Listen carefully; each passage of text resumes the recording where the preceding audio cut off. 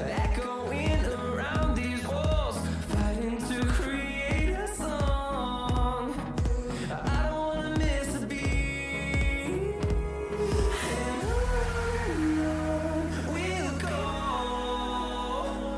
through the wastelands, through the highways, till my shadow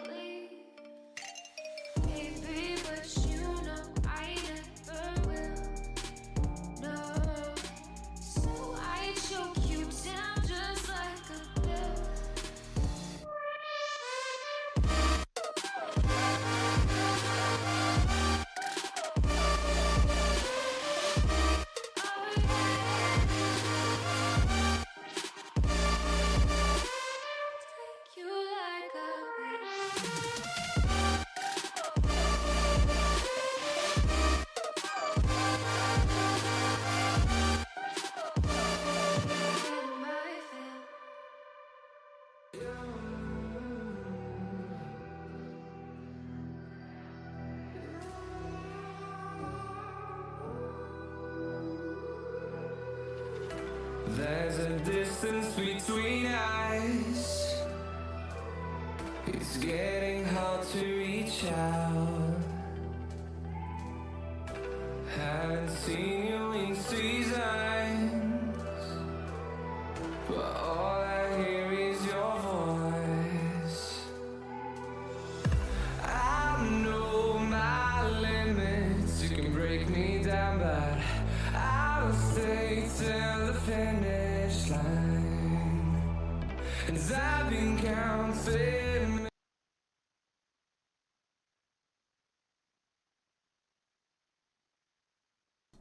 Alright, welcome back, LBL. It's a solo cast for now, until Lustforce is out of his game. We have PeaceKeepers versus Bush Wookies. Game 1. A little bit behind, because I could not get the draft links to work. But it's all good, because I'll just say the picks out loud. But looks like they're just now getting into draft, so we'll see what they pick. I could, unironically, also draw the picks, but I'm too lazy for that. So we'll see. For the side of PK, they are on blue. Bush Wookies is on red. Obviously, Bush Wookies has Eli, top lanes in gym and jungle, for Salto mid, Dinner, AD carry, and Gat leader 1 support. Bit of a switch up from First Alto, shifting from the AD carry role to mid lane. Excited to see what he pulls out this series. PK starting off with a Poppy ban, probably for Eli, but I'm not sure. And then Bush Wookies responding with a Fiora ban. I know Buck Wild actually is a crazy Fiora one trick. Just looking at his OP, looks like he performs really well on the champion in solo queue, has hit masters with it. So it's a pretty smart ban. Pretty annoying to play against. PK with 10 seconds left for their next ban. Kind of expecting an AD carry ban, just because of Dinner. Dinner's a really good AD carry. Played against him, played with him. But yeah, there comes the Varus ban for PK. Responded with a Z ban from Bush Wookies. A little bit of respect to Dynamic. Dynamic says he's not going to be playing mages or Galio all season. He will be playing the Z. And Bush Wookies see that and ban it out. But for the third ban for PK, it looks like they're hovering the Vi and they're locking in the Vi. Pretty good ban. I don't like seeing Vi either. She's pretty annoying, especially when you're trying to play a carry champion. It's pretty annoying to see enemy Vi ult, CCU, and then QU, and then Bush Wookies locking in that Jarvan ban with PK on the clock for their first pick on blue side. I'm expecting maybe an AD carry for Arctic here.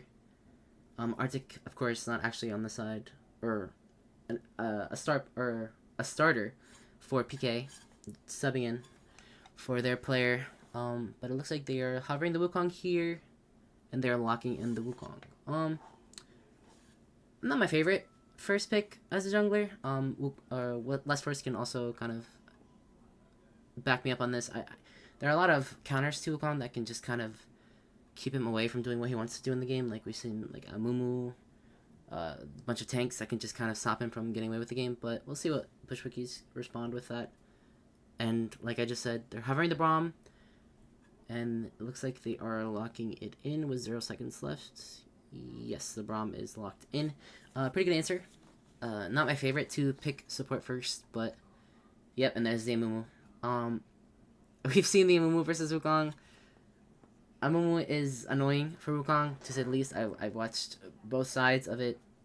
I've had the Wukong, I've had the Amumu, and both times the Wukong just gets absolutely destroyed. I like that adapting to the Wukong pick for the side of Bush Wookies. I think Amumu will benefit them very greatly here. Excited to see what they pair with it for the mid lane. Persalto's kind of newer to the mid lane role. He played it before, but it's first season doing it in the LBL. PK looks like they're hovering the MF, and they are locking the MF here. I like that not only to kind of combo with the Wukong, but also to take away from Braum and Mumu. I don't like it into Braum, and I don't know how MF will ever find a way to ult with the threat of a Mumu Q ult, but perhaps Arctic will prove me wrong. I'd like to see somebody kind of engage on the side of PK, and it looks like they are going to do that with the Maokai Hover. I expect that to support because Buckwild seems like more of like a bruiserious, a scrappier player. But the Maokai is locked in. Expect that to be going over to Big Fella Tyler over on Peacekeepers. And Bushwicky's now on the clock with 20 seconds left. The Aphelios Hover. I know Dinner is an Aphelios aficionado. Incarcerated as well. Really scary 80 carries in the lunar bracket. Unironically playing Aphelios. Excited to see that, especially when Aphelios is super fun to watch if he's piloted by the right champs, or by the right players, and it does look like he is going to be locked in for Dinner here. Bushwickies with their next ban of the second phase. Kind of expect mid lane bans, or a Jace Hover. Not sure who plays Jace. I guess Buck does.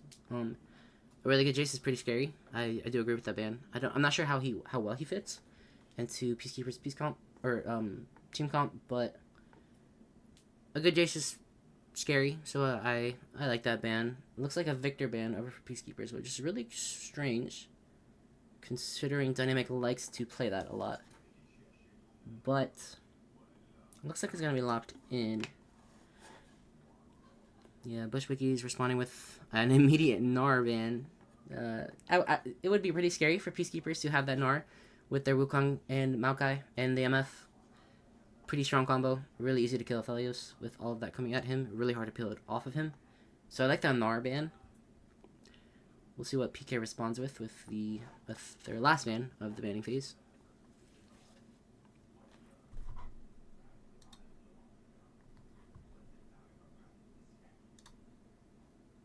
The Galio ban. I'm not sure if I would even go with Galio if I was the side of Bushwickies. Too much tankiness, not enough damage. But, smart ban. And as soon as I say that, an Ornn is hovered for Eli. Or for Salto. He has boasted about playing Ornn mid a bit. I am not sure he would do it first game of the LBO season, but the Ornn is locked in. I'm expecting it to go top. Pretty sure it's going to go top, but we'll see. With counterpick being safer for Salto, I like that. I haven't spoken much on the mid lane. I expect both players to go mages. Just because Dynamic has kind of always been on mages for the past LBL season. Zyra pick, I'm assuming, for jungle? For PK? Not sure where that is or how well that fits their team comp. It, in my opinion, does not. PK kind of wants to go in and buy space. And then the Orianna pick. So I'm assuming Zyra jungle, Maokai top, Wukong support, MF, AD carry, and Orianna mid. I don't like the Orianna Zyra combo. It's not great. Double AP into an Amumu is not the best thing you could do. And then for Salto responding with the Mel, I like the Mel. I think it's decent into MF. Pivoting to the Syndra. Can't go wrong with either. Okay, and the Syndra is locked in. So, in my opinion, I think Bushwickies wins draft just because of the heavy AP on PK for the top side. You have a Maokai top lane, but he's also more into... Unless the Maokai is jungle and Wukong is top lane. But we'll see. If so... No, it can't be because Zyra is jungle. I actually don't know anything about their comp. These champs are so versatile, they could all go anywhere, except for Ori and MF. But it looks like they're taking a short break for the restroom. But yeah, I still think Bushwicky's draft is better. I like the Brahma, Mumu, Ornn kind of being the meaty frontliners into Aphelios Syndra. I think it's just better than... it's really good at kind of like disengaging but also engaging. So if they find a pick, they have the tools necessary, especially if Aphelios has that Graviton with Syndra QE. I think Bushwickies kind of does PK's job the same, but they can also disengage as well. So kind of hovering more over to Bushwickies comp. I think it's more thought out. A bit harder to execute than PK's comp just because of the Aphelios and the Syndra. But overall, I do like Bushwickies comp a bit more. I think it's more consistent. One clear flaw more in their comp is they are super late game oriented. So if the early game kind of falls apart, it's going to be really hard for the side of Bush Wookies to claw their way back. But we'll see. We'll see how the teams play this early game out. Like I said before, for Salto's first season in the mid lane for LBL, I'm really excited to see how he fares into Dynamic. Also, a bunch of new faces here, actually, like Buckwild, Stonewall, Big Fella Tyler, Dinner, Gat Leader. Zinjamin we saw a little bit of last season. Did pretty well. Ironically, on for Salto's team as well. I remember him playing a lot of tank junglers. Performed pretty well, did his job. I'm excited to see what he does with on a Concrete roster. I'm excited to see Dinner and Cat Leader. I know Dinner a bit from Risen Draft. I'm not too sure who Cat Leader is, but Diamond 4, D2, 80 carry on the side of Bush Wookies into Arctic Big Fella Tyler. I'm expecting that lane to be volatile, but with an Aphelios Braum, maybe not. I'm expecting Dinner to kind of just want to build a CS lead and try to scale his way into the game. But we'll see.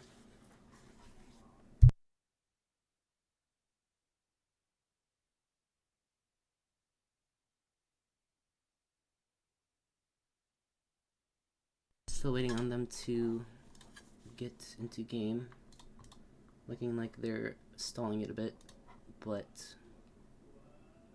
I could put up their prediction, but you guys can't see draft. But I'm gonna just do it anyway.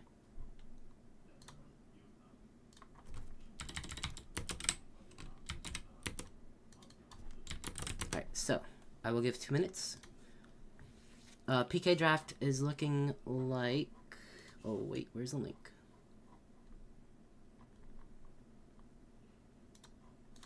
Alright, PK draft is looking like Wukong. I will guess where the roles are, but I'll wait until the actual lobby.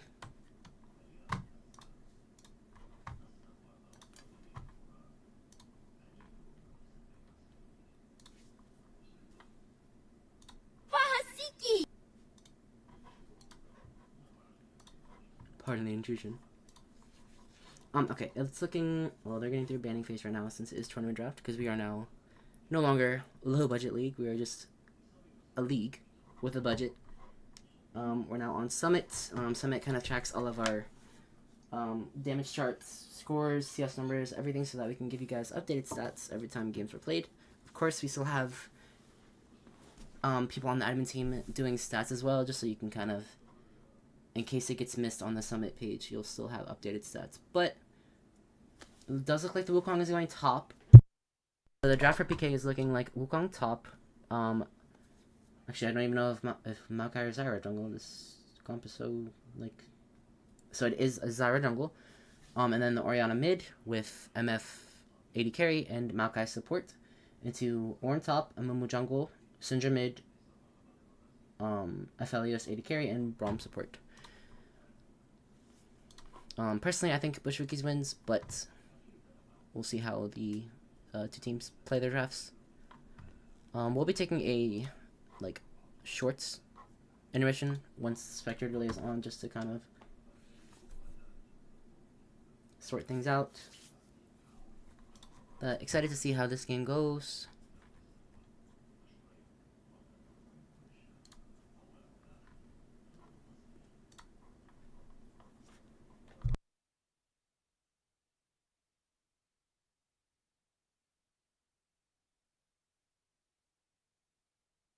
Alright, and while we're on Spectre Delay, I will roll the ads so that we don't miss any sort of game time. And then we'll be on a short intermission. So, see you as soon as the game starts.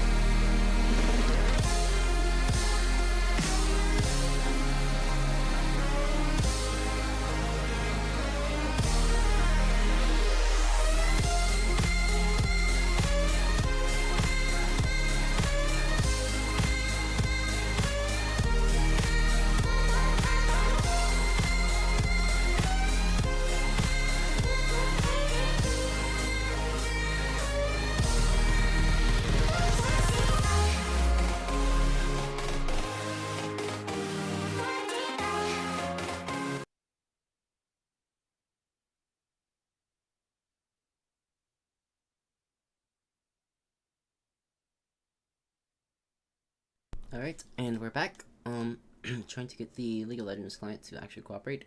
Okay, and it did. We're so back. Yep, kind of like I was saying. The Wukong top, Zara jungle, Makai support.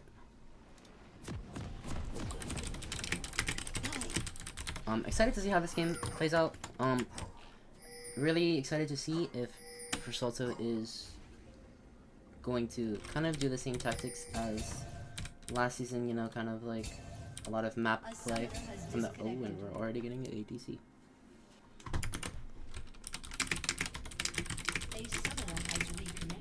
Okay, looks like they're back. Still a little bit of a hiccup. But yeah, excited to see how these teams play. I think this is the third game this week. Plenty more to come. Not all will be streamed, unfortunately. Your admin or your casting team does have, you know, work, jobs, stuff like that to do. Can't have everything streamed, but of course, whenever we can, we will.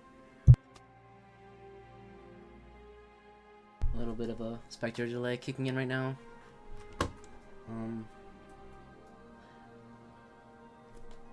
The Blade start on Wukong into the shield start on Ornn. I like that. I like that Buckwild kind of wants to be aggressive in this lane, put Eli back as hard as he can so that he can snowball harder. The rank discrepancy is kind of showing in the top and AD carrier, I believe. I believe Dinner's like around D2, Arctic around High Emeralds. Not that big of a jump. Buckwild hitting Masters recently, and Eli kind of more of like a support player. So I'm excited to see what Buckwild can do.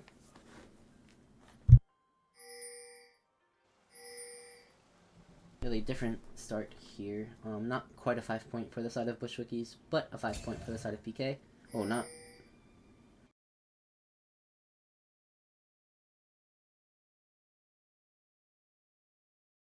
If anybody wants beef right now. Okay, +5 for the side of PK. Minions have spawned. You get a return ward, but I don't think that one was spotted. So, +5 for Orianna here. Mid lane is 1 FF. If I happen to be boring anybody at all, don't worry. Our goated caster Less Force will be here soon. For now, just making sure that the games can be at least streamed so we can put them on the YouTube channel. But kind of a strange start here for the bot lane. Support in bush, AD carry in bush.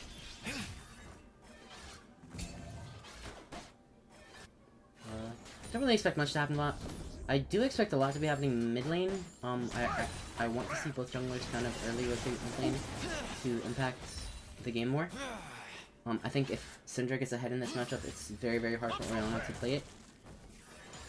Whereas if Orianna kind of doesn't give any kind of like pressure into Syndra, if she just kind of sits mid lane looking pretty, CSing well, I just think the power of Syndra gets nullified. It looks like bot lane already playing a bit more aggressive. Well, that looks really rough.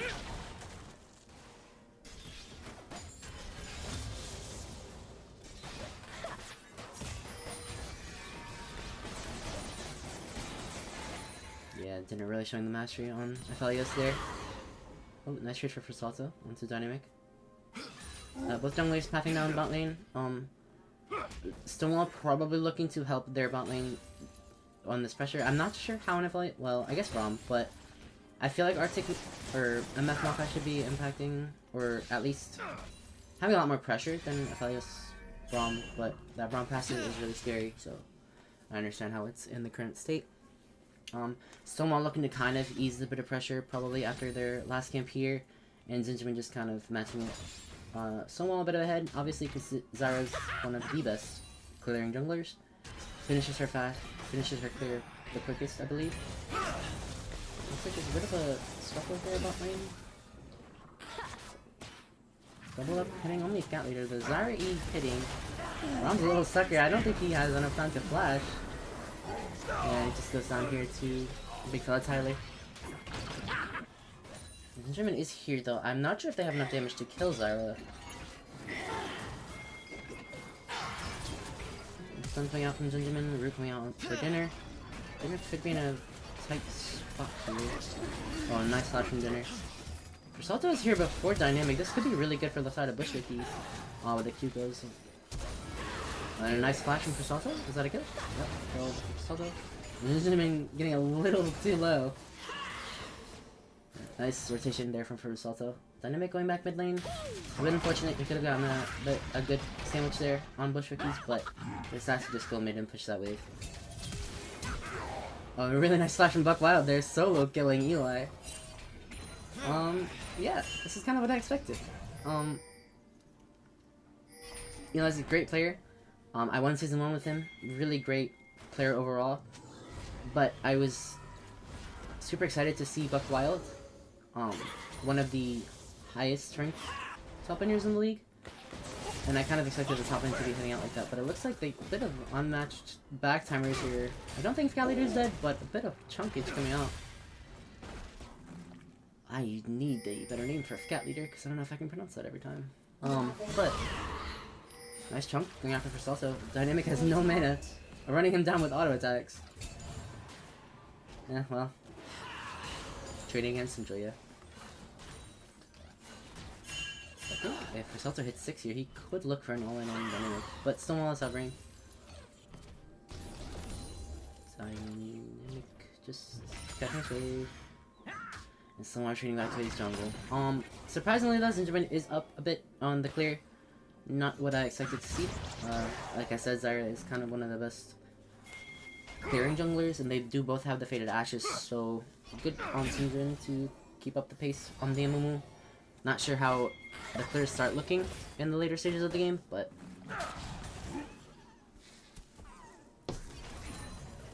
and the CS lead, not lane, not that high. I think overall, PeaceKeepers are chilling.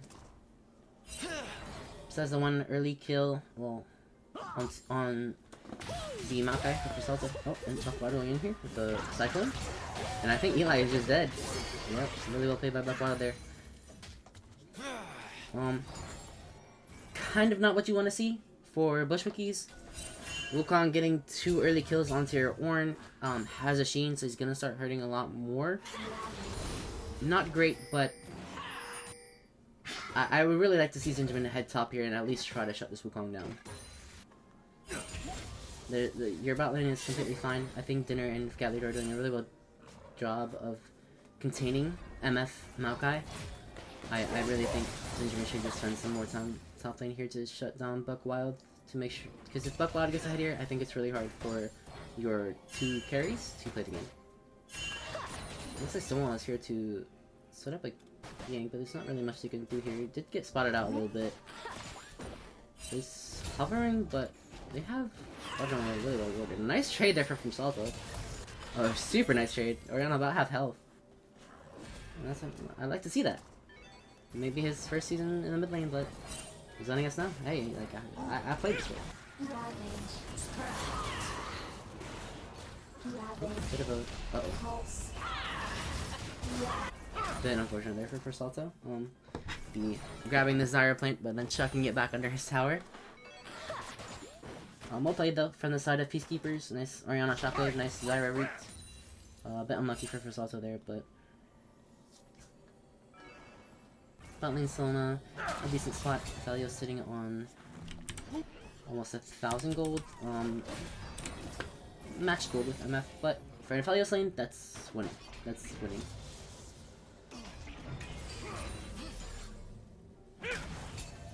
Neither bot lane have hit 6 here yet, so we're not going to see much going on. It does look like they want to grab Vision here for the first drag. With the new changes for the Ionian map, trading early objectives isn't really a thing. Granted, Dragon hasn't been taken yet, even though he's a good play. Zingerman kind of on the opposite side of the rift here. Not sure what he was planning, but probably just gonna go down here. Yeah. Bit of an oopsie, I would say, from Zingerman, but nice vision. PK just gonna take those grabs, and it looks like Wukong is actually TPing into the bot lane. No ult, but I think Dinner and Flax are just a little too overextended here. Oh. there's dinner. Yeah, really nice TP there from Buck Wild, kind of just spiraling his lead out of control. Yeah, and that's, if I were Peacekeepers here, I would just go Dragon. Gingerman just died top lane. But obviously Stonewall is on the opposite side of the map, so kind of hard for them to do. But really nice TP there from Buck Wild, trying to shut down this Aphelios as hard as he can. Similar to a Smolder or a Jinx, you want to make sure Aphelios can't play the early game, so that he doesn't just 1v5 later, and I think committing a TP to that is a smart move. It buys your bot lane a bit more pressure than they already were losing, but overall, really good play for Buck Wild there. Sitting on a completed Trinity first to realize a Bomby Cinder. Wukong is looking like a bit of a mess.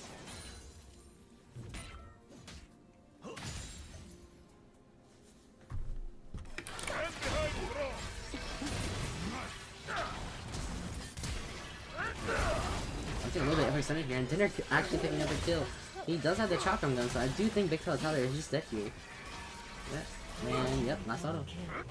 Still one of those here, you could look to clean it up with the flash ult. Oh, no, just opposite. Use a bomb. Could still commit a flash and an ult to Aphelios with no flash. I do think it would be the move. Yep. Oh no, Aphelios just barely walking out of it to not get knocked up there. And it looks like Buckbot is going for an aggressive trade again onto Eli here, but Zingerman is topside. Buck could go down here. Doesn't. Oh, really well played there by Buck, but unfortunately goes down to the one ult. Really well played there to try and stop the orange channel from ulting, but didn't do it in time. Unfortunately, it does go down. The shutdown does go on to Eli Senpai on D1. And there's also kind of building up a tiny lead here mid lane. Silently winning, not really solo killing, but higher up in CS. Chunking Orianna out with no mana. Really well played. And Stonewall obviously just gets that dragon in response to the topside play. Pretty standard. Nothing too explosive happening right now. Kind of similar to Crab Rave last season. Not anything out of the ordinary. Their two main carries, Syndra and Aphelios, kind of just want to chill in the early game. Stack dragons if you can, but just focus on your Thunders and just carry team fights.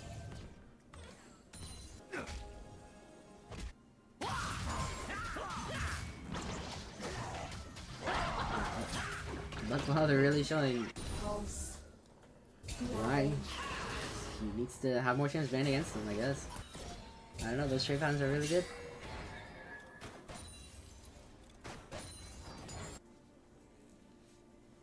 But I do have to give it to Eli. Not gotten too much CS. Could be dying more. I think he's doing a good job at just trying not to give too much over to the Wukong. He is accelerated, of course, but I still think Eli has been playing well. But it looks like Stonewall here is forcing out the flash from Persalto with the E. Still knocks him up. And Orianna ult. And Persalto drops. A really nice flank there from Stonewall to force out the initial Persalto flash.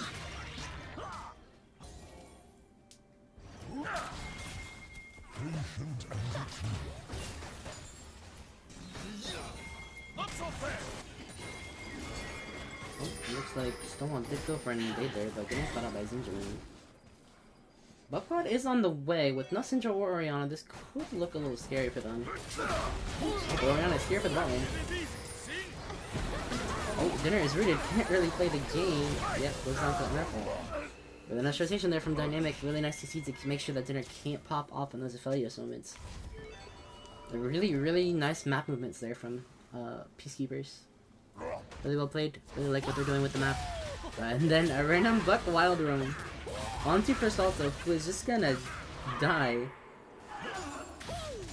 Look a little unlucky. I don't. Peacekeepers is just playing the map really well. I think Buck is doing something that a lot of top laners last season didn't do. They would grab a lead, but they wouldn't spread it anywhere. But Buckwad has kind of just been everywhere. He's picked up a kill in every single lane, and impacting the map really hard. It's gonna be really hard for Syndra and Aphelios to scale now with the threat of Wukong ulting on top of you. So really well played to left wild there. Regardless, Aphelios Syndra do still have good farm. Not 10 CS per minute, but up on their lane opponents, even with all the pressure coming from the side of Stonewall and Buckwild. So, game's not out yet. Still super winnable. But Stonewall is Dinner's a bit caught out here. Oh, Dinner goes down so quickly. Oh, but I think that... Yeah, Scott maybe is just gonna go down too. I think that's a double kill for the MF here. And that's definitely not what you want to see for the side of Bush Wookies. Oh, Zinjaman's a little caught out too. He's gonna... probably hold on to the... Yep. Yeah, really well played by Peacekeepers there. Holding on to the Oriana ultimate as well. And then just CPing top to make sure that Syndra does not get more gold. Syndra has to be really careful here. Big fella Tyler is looking for a roam on her. And Puckpod is not a joke on this Wukong. It's been everywhere on this map. And it looks like Perseus was a bit overextended here. Not sure if he saw the mouth guy. Oh, he did on that word. Yeah, he needs to play a little bit more reserved there. Not loving the current lane rotations for Bush Wookies. I think you don't want your Syndra matching into the 5-1 Wukong. But then again, nobody really can. But it does look like they're swapping back. Also, they're doing really heavily warded from the side of Bush Wookies, but Peacekeepers just have vision on kind of the side of the map that matters. So they're gonna kind of abscond with that Rift Herald. Not sure if they've gotten feats yet, but I think that will give them feats. One of them taking gloves. And yes, that is it. Feats over for the side of Peacekeepers. Bush Wookies looking like they kind of wanted to contest it, but it's a little hard with the zone control that the side of Peacekeepers have, and with the members of that team so far ahead, it's just really hard for them to play. I think if I'm Bush Wookies right now, I am waiting. I am not fighting. I am giving as many objectives as I can, as possible, to let my Syndra and my Aphelios hard skill. Like, you have the Ornn upgrades, you can wait. The only way I see Bush Wookies winning this is if they just play the long game, kill your carries, give whatever you have to give, just try not to get cut out. Stop bleeding, because there has been a lot of bleeding.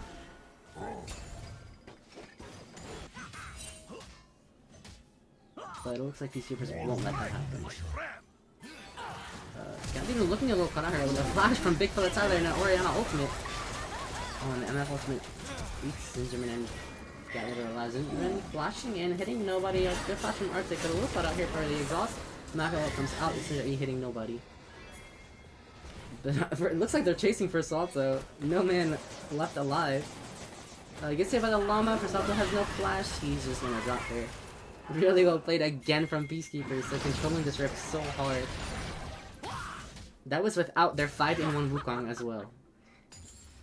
Really, really well played there by Peacekeepers. I think Bush Wookies are just too caught out, and it looks like Dinner here is, as I'm seeing it, caught out a little bit against Dynamic and Big Fella Tyler. And this is the ult on Dynamic. A lot of damage coming out from the shotguns, but Oriana kind of just running away from him. Oh, Dynamic. Unfortunately, not enough. Big Fella Tyler says, "Not today. I'm gonna kill you." Yeah, game not looking great for Bush Wookies. I think they need to just concede what they cannot fight. Like, Zinjaman kind of just flashing in, flash ulting. Hitting nobody, but, like, trying to force a play that isn't... That wouldn't... It was a far shot, even if the flash ult hit everybody. It's really hard for the side of Bush Wookies to even do damage at the moment, because for their counterparts just so ahead in money right now. It's their wallet diff, but also a map diff, so it's really hard for Bush Wookies to even take a fight right now. And I just think Peacekeepers are capitalizing on Bush Wookies' mistake really well right now.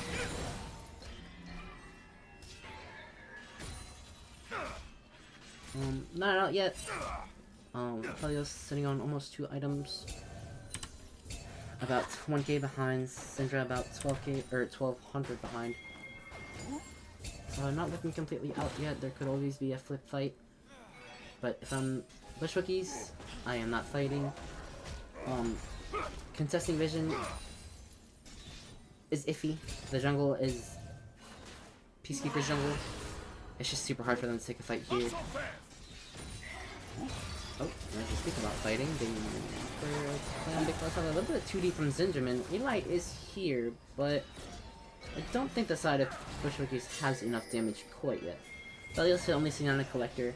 The side of Peacekeeper is already quite healthy. With a collector, he's not killing anybody.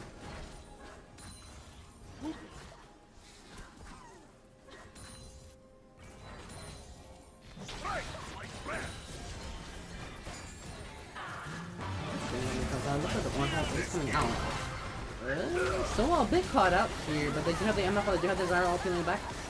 It's Dinner taking the entirety of the MFL. Gat Leader almost falling. Oh, Stonewall? Stonewall going a little too deep. Zingerman is here to try to salvage this play, but he doesn't have any damage, so I think... Yeah, he's just gonna be a sad mummy and run back to that outer turret. Yeah, like I said, or... I guess retracting what I said about the draft, I thought Bushwickies would be able to do Peacekeeper's job, but better, and also disengage, but it just looks like they can't even find a play, and it looks like Buckbot is just going crazy on Versalto here, half helping him with 2 abilities. And that Wukong is a bit of a menace. And with Otacon spawning, and Riptail dropping mid lane, Peacekeepers are looking to just close this game out, take it to the game 2. I don't see how Bushwickies can kind of fight at this Otacon unless they find a pick. But I could always be proven wrong. The only way I see the game falling out of Peacekeeper's hands is a throw at Otacon, which we are very familiar with. Not even just our solo queue games, but the entirety of LBL season. Last season. Games were thrown over Otacon. And I hate to say it, but it's just not worth it. This new Otacon might be worth it. Well, not worth throwing an entire game, but... we'll see.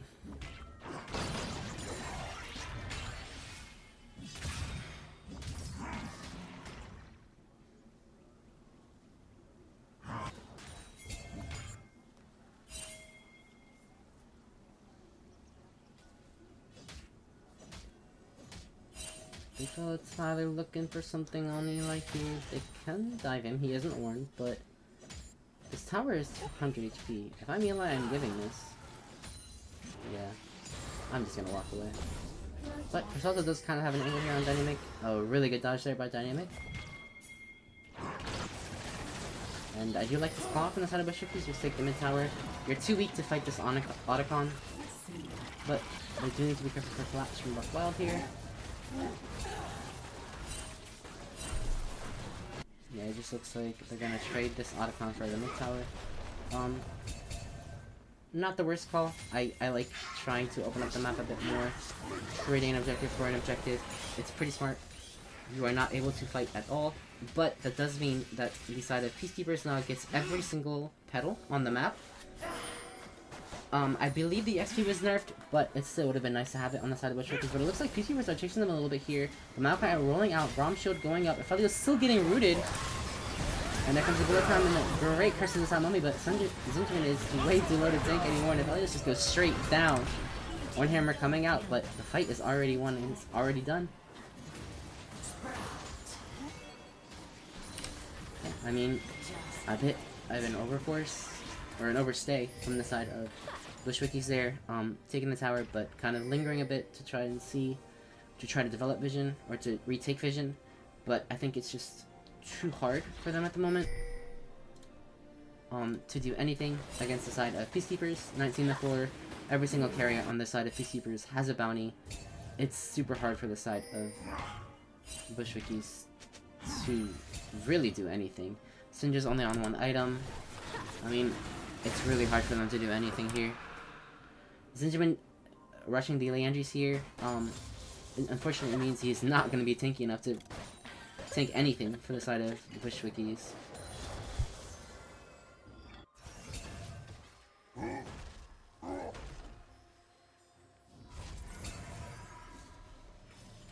Yeah, gold lead about 10,000. Objective bounties are up for the side of Bushwickies, but with the amount of pressure everybody on the side of Peacekeepers has, it's a little hard to even get a tower. So these objective bounties realistically mean nothing. But I gotta say, like, Peacekeepers, they've been showing up. They've been playing every fight a lot better. Then Bush Wookies, just even that last fight, like just completely erasing Aphelios from the fight with the bullet time, with the Maokai ult, not sure what it's called, and just completely shutting him down before he can do anything. Looks like they're lingering here. I'm not sure how that tower is not hitting Tyler, but weird. Looks like they're sniffing it out.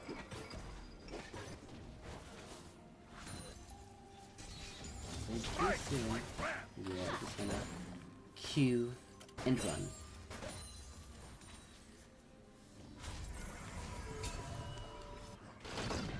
Bit of a lull state happening right now. No objective is really up yet. But while doing a little bit of trading on Orin armor, starting to show a little bit. 10 minutes ago, yeah, I would have been half health by that. But now it's simply taking him. He's even going in on Stonewall here, but nobody is here to help him.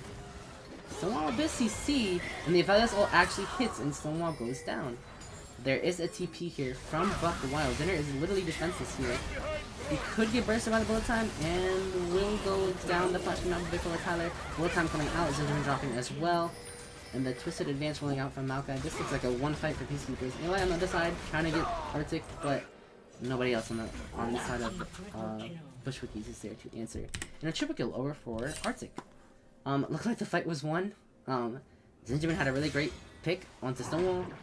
Stonewall is CC'd long enough for them to go down, but unfortunately every other member on the team is fed. You don't have Syndra, you don't have Orin. Orin was following from bot lane, so it's just a lost fight as soon as your Aphelios goes down. And it looks like Peacekeepers are just going to take Baron here. No smite, but nobody from Bush Wookies is contesting, so it should just be a free Baron.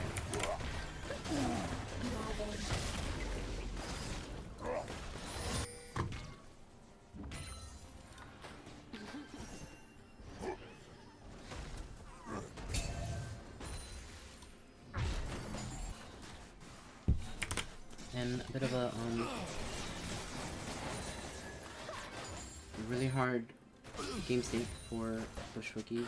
Aphelios starting to do a bit of damage, but it is against the Maokai and support economy. Wukong on almost their third item here with a 550 gold bounty. Same with Orianna. It's even worse for MF actually. MF actually I think backing for her third item here. Yeah, sitting on a LDR with a pickaxe. So just completely hard for the side of Bush Wookies to play this. If I'm Peacekeepers here, I'm feeling good. I'm ready for any fight. I am protecting my MF. In my mind, the team fight's already won. If I'm Bush Wookies, I'm really trying to stay under tower, not try to take anything. No objective is up. Doesn't look like Peacekeepers are doing much with their Baron, just kind of shifting vision into the jungle to I guess try to fish out for picks. Mid lane pushing into Peacekeepers actually. Prepping for this dragon. I would like to see them do more with this Baron. Okay, Eli getting engaged on here by Big Fella Tyler. Getting exhausted. MF is wailing, the Cloud is wailing. He will go down to the MF. But while tanking like 8,000 power shots. As I said it, they proved me wrong. They dove a north. And now they're looking to dive the base. I'm getting chatted by Code 50. Legendary Covenant. Zingerman gonna go down to Stonewall's ult here. Big Fella Tyler taking on Zingerman. Kasako taking down Buck Wild. Arctic taking down Dinner. Arctic's just running under tower to kill everybody else. It's a little doomed for Bush Wookies here. Not sure what they can do against Baron minions with Scat Leader and Corsalzo only, but it's looking like Peacekeepers, they're ready for a game 2. They're ready to just play next. One ult coming out, gonna miss.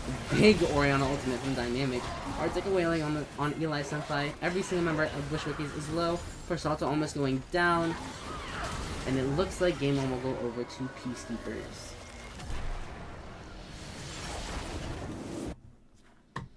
Really well played there by everyone, or Peacekeepers, sorry. Hopefully I can get draft links to work this next game. If not, I will once again. You know what? Could I draw? How do I draw? I could draw this. We could try Draftlinks again, but they weren't working last time. 8k damage, Oriana carry? Did Oriana only do 8k damage? Hey, listen. He had some pretty good ults.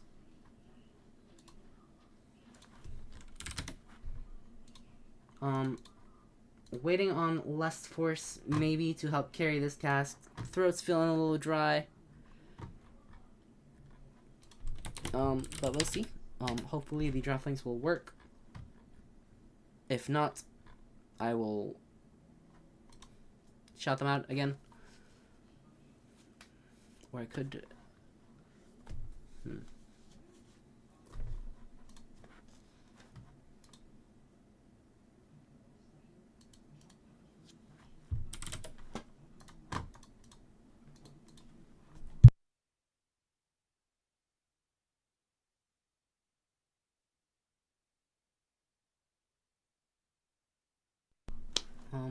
really well played though. That was a really fun game to watch. Not gonna say it was a stomp. Did look like a stomp, but still really fun to watch. PeaceKeepers just looking really good against Bush Wookies there, playing really well in every single lane. Bush Wookies had a bit of life. Not to say that they had no way of clawing their way back into the game, but it did look a little hard. And I don't know why this isn't working.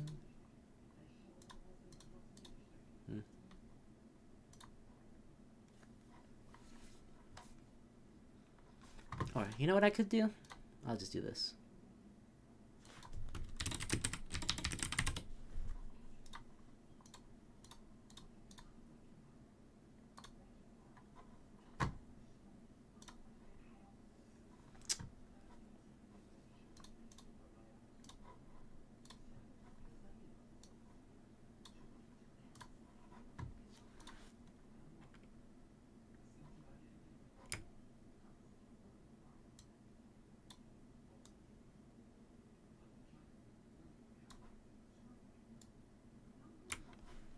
Alright, I will do this. I have found the problem. There we go.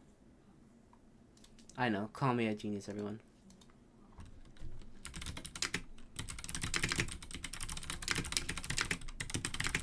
Looking like they're getting ready for the next game drafts. Dream to me, ending stream again. Okay, but at least I have it up, Joey. At least I'm trying. Oh shit. Hold on. In case you missed it, the score is 1-0 for the side of PeaceKeepers. Really fun game to watch. I don't know if it was the aesthetic of Ionia, but it's pretty fun to watch. Both teams never backing down, but in game 2 draft, ready to see how Bushwickies kind of pivots. Not to say that they didn't look strong on their champions, but would like to see them kind of get over game 1, you know, as Last Person I like to say, wake the fuck up, lock the fuck in. It's not over. 2 more games to go. Just try to preserve the mentals. Looks like Bushwickies leading off with the Fiora ban into Buck Wild. Yeah, I don't blame them because he kind of went crazy on the Wukong. But Wukong is now banned for him. Can't play it. Play something else. Yeah, Plutonium 98. Is that a compliment? To look like your Syndra? I think it's an insult. But a Zed ban coming out for Bushwickies. I expect the same bans, kind of, I believe. Not wanting to see, like, the signature champs from PK. Because Zed gives them the nasty ew. Zed players are kind of cringe, if I'm being honest. PK does not want to see the Syndra again. Which, true. First Alta was performing really well on the Syndra. I just think everyone around him was kind of suffering. Really hard to do anything on a scaling mage when the map is kind of falling apart. But excited to see what he plays this round. Let me adjust this score. They're flipped. Bush Wookies is blue. PK is red. And PK is 1. Bush Wookies is 0. Then the Fury ban. Does anyone even play with Fury? And then a bunch of glitches on the side of PK. I don't think... Yeah, they don't want to play into Poppy. I can't say I blame anybody, because Poppy is really annoying. But I'm excited to see what a Bush Wookiees first pick here. I'm expecting them to... Oh, just insta-locking Jarvan. I am not sure I love that. But... to each their own.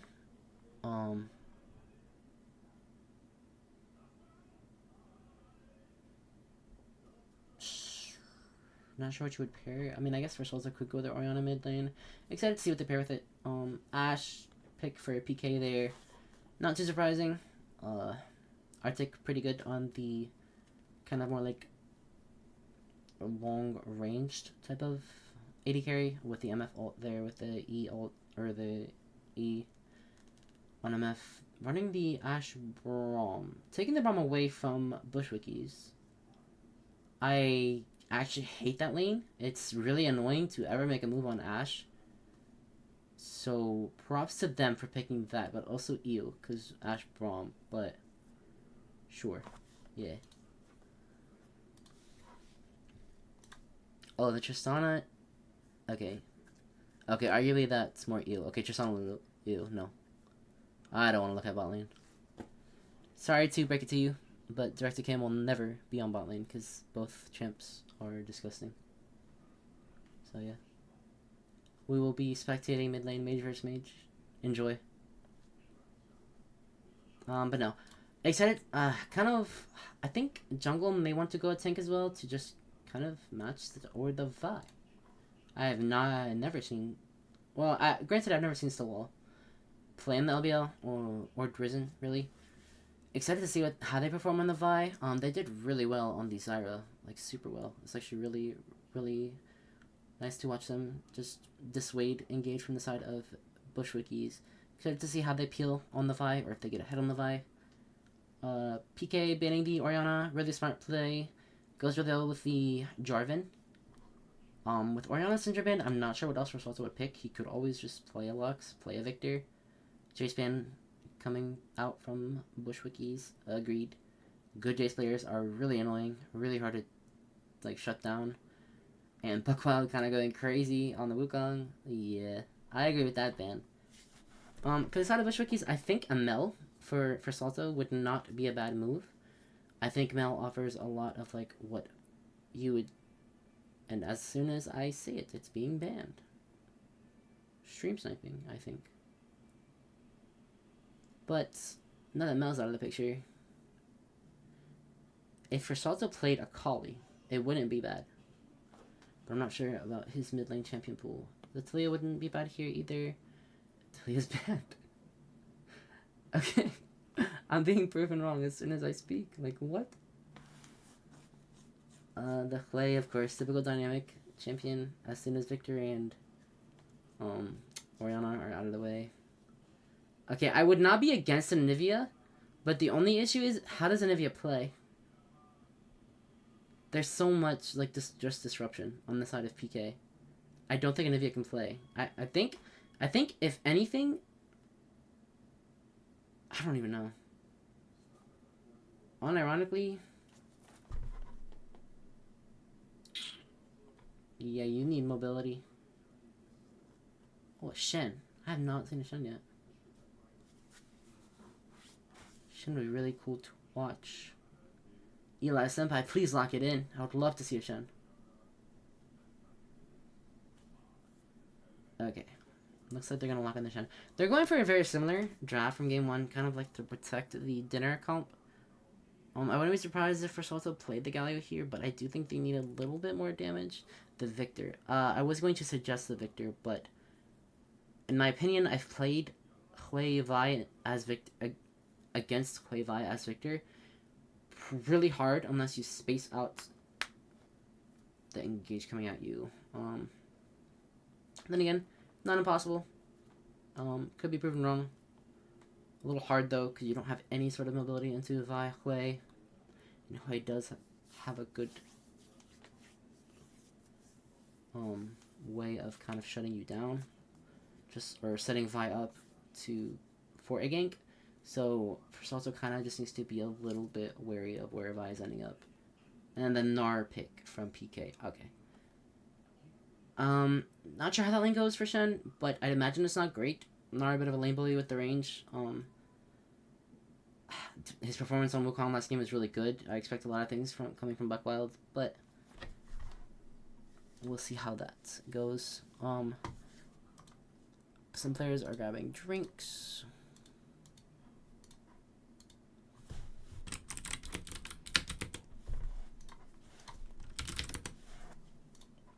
Looks like they're getting ready to get into game.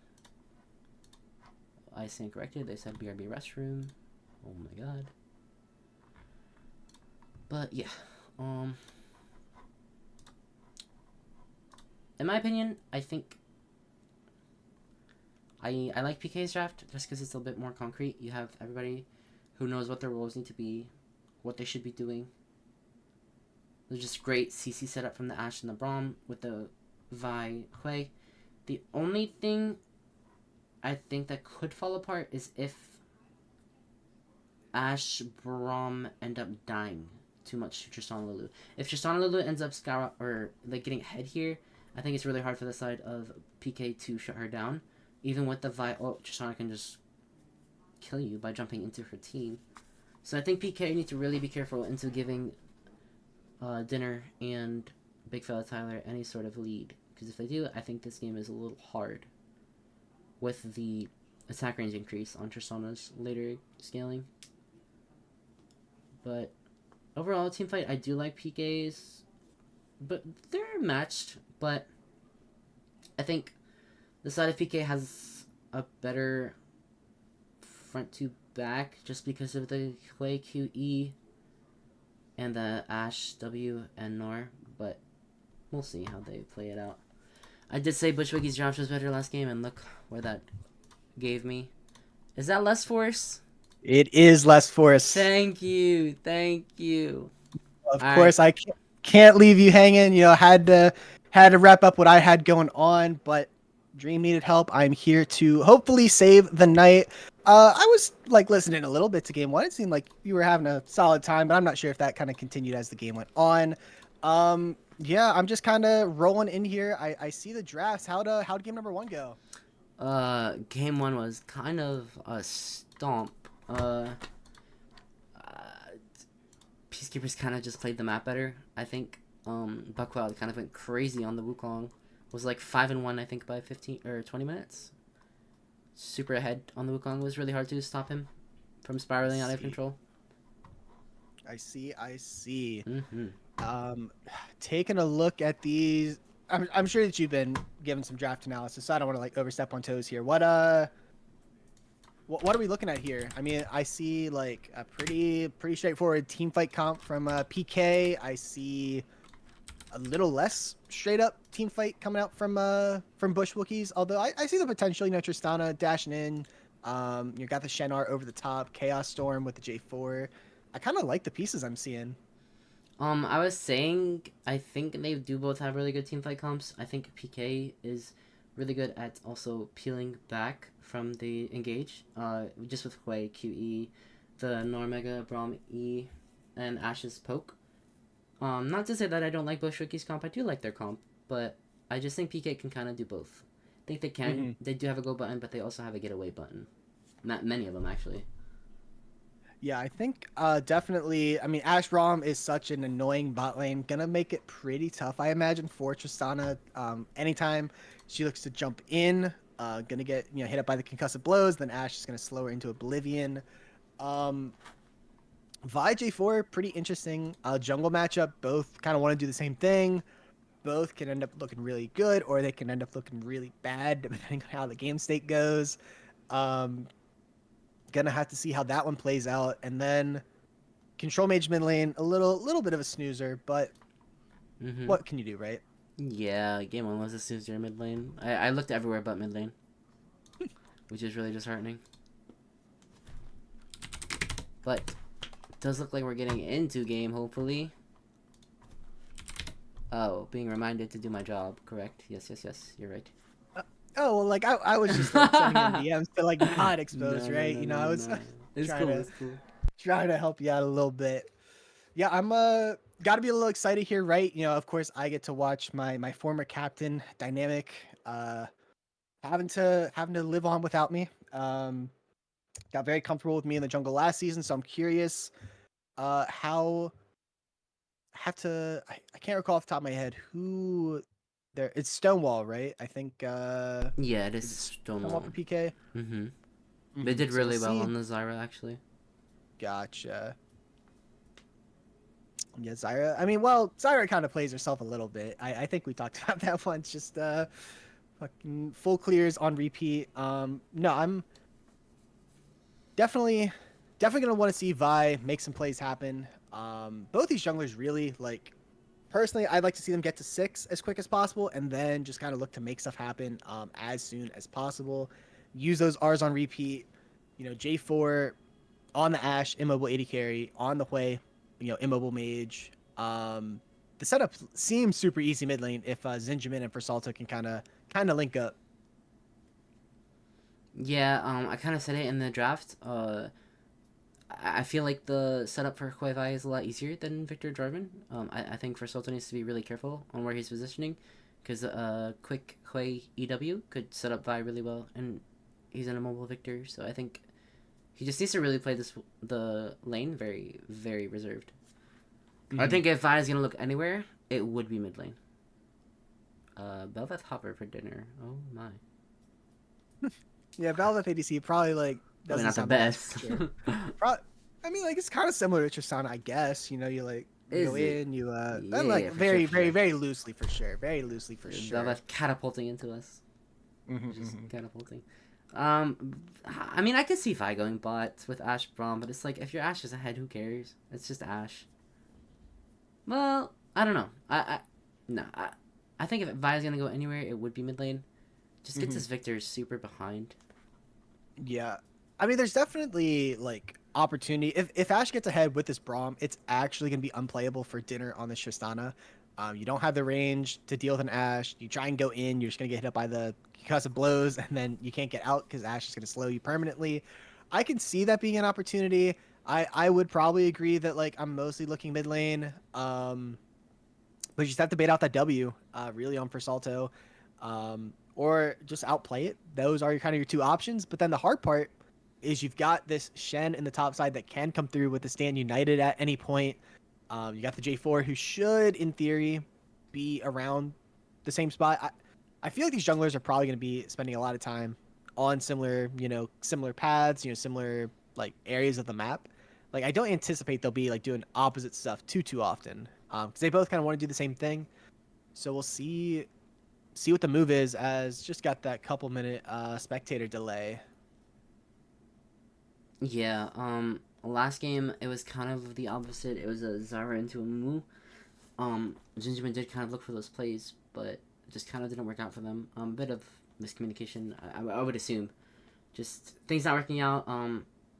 But it was really well played, though, by the side of Peacekeepers, because Soma would see, kind of got a counter gank. As soon as things would go awry, they would be there to clean it up. So, like I was saying, like, Peacekeepers played a really well game. I think they were really like not giving Bushwookies any leeway or way back into the game, because they did have Aphelios Syndra, so the only way that Bushwookies would end up winning is if they did throw. But they actually like never did. I think Peacekeepers played a really well game last game, and I'm excited to see them translate it into this. Although shutting the Tristana down if she gets ahead would be really difficult for the side of Peacekeepers. Yeah, especially if Tristana gets to that like 3-item spot, just becomes such a nightmare for really anyone on the side of red side that's not named Braum for PK. True. Definitely have to pay the respect towards this Tristana, especially with like a Lulu who can R the Trist as she jumps in to kind of get the knock up. J4 putting him in the box. Definitely have to be careful of that. So I think that is the main focus, if I'm Stonewall, is to shut down these carries. You know, it pains me as a jungler to say kind of ignore your camps, but like in this situation, you're kind of you're not the star on this Vi. Like that's just like not your role. You're going in probably a one-way trip, but like make it a good one, right? Kill Yeah. dinner, kill for Salto, let your team thrive. Yeah, I mean, and like I was saying before you joined the stream, Buck Wild was such a menace in the top lane. I really don't think, especially since he's on a lane bully, I don't think someone needs to spend any of their time top lane. I think you really just want to focus on shutting these scalers down. Because at the end of the day, Eli's playing Shen. He's not really playing for himself. He's playing for the team. So I do think Lester Stonewall should spend most of their time just top lane, or not top lane, mid bot, just to make sure that the carries are actually getting shut down. Mm-hmm. Uh, Do have taking a look at runes, nothing like super interesting. I guess the Gnar going grasp is, it makes sense into the Shen. You should be able to proc it pretty easily, just kind of have that lane pressure. I think typically they go like fleet footwork if I remember. Summon Airy, I'm not sure if that's the standard tech on the Victor. You'd have to let me know on that as we are out onto the Rift for game number 2. Yeah, so the summon area is, well, I'm not the biggest fan of it into range on range. If you're playing mage into mage, I would prefer the comment just because so you can out trade. I like the area on against melee, but into a way, I do think the comment would be better. And we see double 5-man units go in different directions, so nothing's gonna happen. But very interesting that they both have pretty much the same idea. Yeah, they're both out for blood. PeaceKeepers is like, hey, like we got super accelerated last game. Let's just do it again. Yeah, but you gotta keep in mind, like, you know, it's a new game. You may have been playing, again, I didn't watch last game, but you may have been, you know, playing from ahead, you know, had the advantage last time, but it's a new game. You're back to an even state, and you can't play the game like you're playing from ahead. As they're actually sticking around on this invade. Dinner gonna face check into the Ashe, into the Braum, passes W right out. Gonna take a little bit of damage, not too bad, but that does mean you're starting W level 1, which I can't imagine is what you do on Tristana in the 80 carry role. Might make laning a little bit tough. The only thing that I could think of to salvage that plate is like, as soon as you're out at level 2, you just W in and E. But yeah, definitely not the ability you want to take on Tristana early. As we see, Big Val Tyler's going to try and pull the wave a little bit, make it a little bit tougher even for Dinner here on the Tristana. Going to get hit up there by the Braum Q, the Winter's Bite, I think it's called. And we do see Zinjamin just going for a blue into an invade on the other side. But it's going to get snuffed out here as there is a red ward on that red buff. Surprised not to see any pings coming out, but maybe that voice comm is flaring up. Yeah. Then on the other side, they do have a red ward, but it's kind of not catching anything. They haven't seen, like, obviously they didn't see Jarvan at all, so they know that he took blue. They're gonna see it now. So yeah, like I was saying, I expect Vi to just kind of invade his red side here. Yeah, interesting. A little bit of vertical jungle action going on here. Week 1, these guys are throwing down the gauntlet a little bit. They're turning up. Hey, I'm not losing a single game, they said. And I kind of want to see Zinjamin go for a cheese gank here. Like, he's behind the Gnar. Yeah, they should be pretty free. Does have that level 3. Can Buck Wild outplay? They are full HP, and they are about to go into Mega, so it is going to be a little tough. Yeah, and Zinjamin just going to decide to... Oh, they were going to go back to their camps, but they can't quite decide what they want to do here. Eli Senpai maybe looking in for the top, but we do see an invade or a gank coming out on this bot side potentially. Vi going to go in, forcing out the flash of Lulu. And that is a Summoner Burst, nice and early. Yeah, Jungler's going for opposite plays on opposite sides of the map. Stonewall being a little bit luckier with their play, forcing out the Lulu flash, and Buck Wild wasting nothing. Going back to just bullying Eli on this Gnar. Yeah, I'm expecting that Eli will probably be getting to get to know their tower pretty well this game, as they are going to get the taunt off, going to get a solid trade, no grass proc though. Are going to use the W to block that damage, and they should be okay here. Yeah. Looking as a bit different. Zinjamin maybe did a little bit too much invading here. Gonna get collapse on potentially. EQ is gonna connect and get them out, and should be able to pick up the scuttle here. Yeah, Zinjamin kind of playing with fire there, especially when Victor's getting pushed in. Happy to see he made it out though. Good for him. Yeah, good for him, but now again, maybe getting collapsed on by the solo lanes. Once again, we see the jump in from Tristana, able to get the damage off, but this is an extended trade that looks like it's going in favor of the side of Peacekeepers. There's no flash on this Lulu, should be potentially falling here. Arctic getting super low though as well. The shield trying to do as much as they can. Flash in from Arctic, does get the first blood on this Ashe Braum combo. Can they get a trade kill in response there? Trying to do as much as they can. Dinner able to pick up that kill, and now the W is not going to do a whole lot, but it's there for the damage. Double kill for Tristana, and somehow on this top side, we've had a massive 3v3 in the enemy blue side. Do they have anything here? For Salto going to try and run this one out. Vi does have the flash. They could look to use it. They are going to flash. Follow through flash there by for Salto. Teleport coming through here for Eli Senpai to try and protect their Victor. Should be the end of this play. This game went from nothing to craziness in about 30 seconds. Yeah, this did not happen last game. And even if it did, I don't think I could have shoutcasted it like that. So thank God you're here. Anytime. Hey, listen. Yeah. That was, yeah. Exactly what you don't want to happen. Like Tristana has a double kill now. Your Ashe is on a scout slingshot, and Tristana is on a BF sword.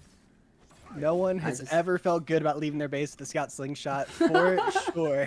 I can definitely tell you that. That's like, I don't even know what to describe it. It's worse than garage sale. Yeah, it's, and that's when you know it's bad. Yeah. Gold very slightly in favor of Bush Wookies. After all of that, it is going to be Dragon spawned up here. Right now, Vi has the first move. Potentially could look to do it, but again, this Tristana, way more impactful for a 3v3. Summoners are pretty much burst across the board outside of your Braum Flash, so I'm not sure if either side really wants to fight this at the moment, but based on that play that we just saw a minute ago, I wouldn't be surprised if they just look to flip it, and we do see Stonewall starting up this Dragon. They're trying to get the shove out here on the bot side, but Tristana's going to be able to clear it super quickly, so we'll see if they look to fight it or if they look to just give it. I don't know if they have any vision on it. Actually, I think someone might just be able to sneak this. Looks like they're not even seeing her on it. Yeah, I think Stonewall should be able to just take this right under their noses. With a white push as well, I think they're safe to just take it. Yeah, it's not the greatest play for tempo, but you don't really care. Dinner going to dash in, EQ not going to connect there, but they do have the the bonus attack speed. Dinner trying to get a solid trade off onto Arctic. Goes down to about half HP as Lulu is just about dead. Not going to be able to continue this play too much, but that is going to be Cloud Drake picked up for Peacekeepers. Yeah, really nice trades there. I'm not sure how Scout Leader got so low. Maybe just in base in time, but Arctic definitely feeling that little item differential. The BF sword doing. Safe to say he would be dead without Braum shield. The Scout slingshot just not able to keep up with that BF sword damage. It's a little painful for Arctic in these early stages. Yeah, that's because I'm assuming Arctic's going into Yungtal. I think that's like what you do. Like that should be. Yeah, it's like you go the BF sword if you've got the money, and like if you don't, you just suck it up and go the slingshot on that first reset.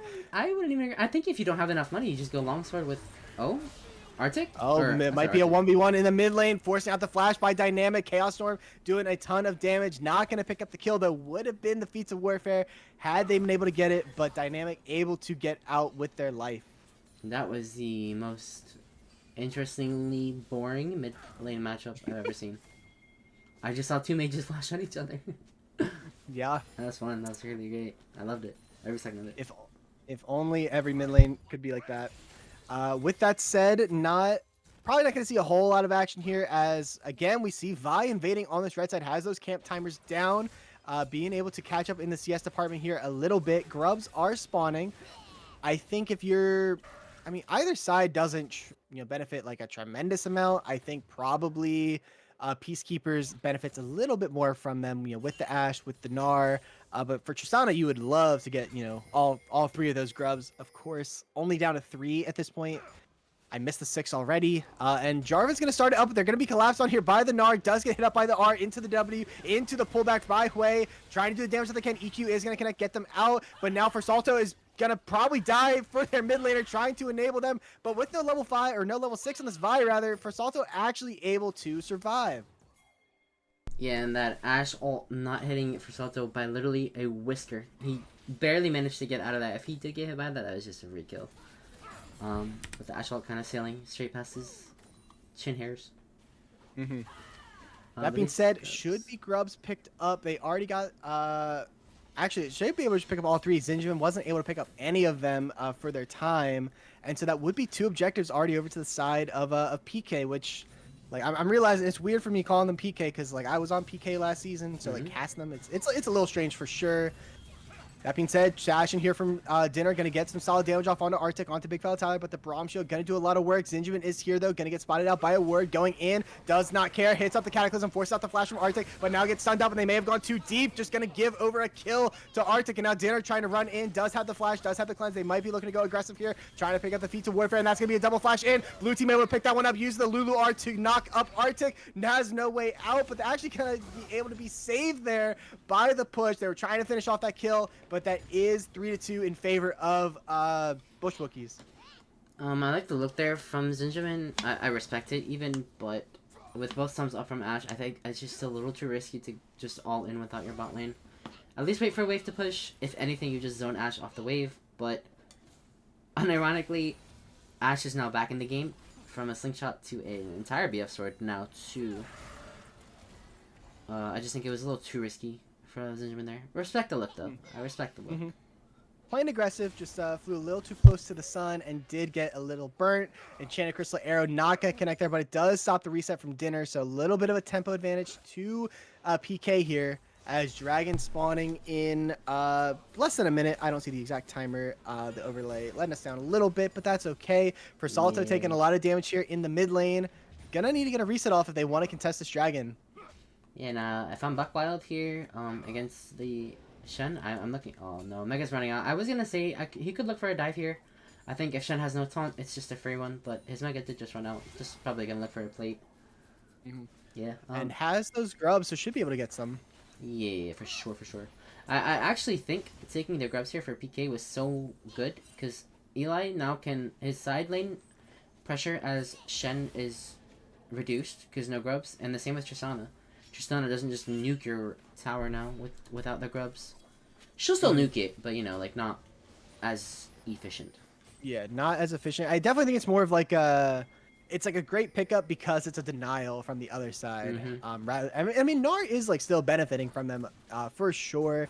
Already down to 2 plates in that top side, able to build up quite a CS lead. This Gnar will potentially run the map here in just a little bit. Just gonna chill on the top side for now. Zinjamin gonna clear out the ward on this Dragon, and we'll see if they look to force the issue.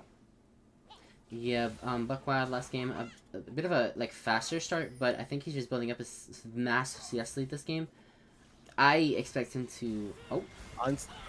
The Unstoppable Onslaught onto the Victor, has to use up the flash, does drop the W, not going to be able to stun up anybody, but Hui is now up maybe a little too far and does not have their flash up just yet. Dinner coming in, going to be able to pick up the kill. On a rampage now is the Tristana, and this is the member you did not want to get fed on the side of Bush Wookiees. Drag going to get started up here, and that is going to be the reward for Bush Wookiees. Yeah, this Tristana is now sending out 4-0 with a completed Yuntal. She's already sagging it so much quicker than Ashe. I just think... if I'm... Bushwick or not Bushwick's Peacekeepers here, I could look to rotate my Gnar down, but even then, like, what does your Gnar do? Oh, it looks like we're just going to get a 50-50 on the Dragon. Stonewall trying to force the issue. It is going to be stolen, but by Arctic. Might not be playing jungle now, but they're still securing the objectives. That is going to be the triple objective. For Salto, should be able to pick up a kill here onto this Ashe, though. Not going to be able to survive, and Braum may be quickly there to fall in short order. Vi was able to get out over the wall, getting chased out by Zinjamin. Braum able to get away, and Stonewall just going to try and steal the wave from their AD carry before they die. Zinjamin going to pick up that kill. But the Dragon did go over to the side of Peacekeepers, which means that first tower will be the Feats of Strength. Yeah, a really coin flippy play again. I'm not sure how Arctic ended up stealing it, but like you said, jungler at heart. Guess he's just a jungler on the AD carry role as well. Again, I just think the game will get harder and harder the more this Tristana is untouched. I think it's really hard for the side of PK to deal with her. Yeah, absolutely. I mean, the Lulu's there to provide so much peel as well. Anytime you try and go in on this Tristana, can just get the big R with the polymorph on whoever dashes in. Could be pretty tough. Speaking of first tower, we might be seeing it up here in the top lane pretty quickly as do believe so. Buckwild just kind of demolishing this turret. No pun intended, but should be able to pick it up here pretty shortly. Yeah, I think Zingerman should be looking in now to shut Buckwild down. He's half health, no mega, although he built it off this wave. The tower is soon to fall. Your Shen is down 60 CS. I think if there's a time to look for Buckwild, it is now. But unfortunately, it does look like he's resetting. I think this tower just falls before anybody can impact it, which is really not great. But what can you do? Nothing to do if you're Eli Senpai except watch it fall right from under your nose. Turret plates have fallen 30 seconds ago. Dead even on the gold department, but all the objectives in favor of PK. I was going to ask you kind of which side you're favoring at the moment, but I might not get the chance as these guys just want to keep fighting bot lane. Maybe have a moment to breathe. Maybe. Okay, Buckwild going to use the other jump there. Eli Senpai has no way to continue this damage on this bot lane turret. Not going to get it, but the red turret is going to, or blue turret is going to fall on the top side, and a solo kill for Buckwild on this Shen.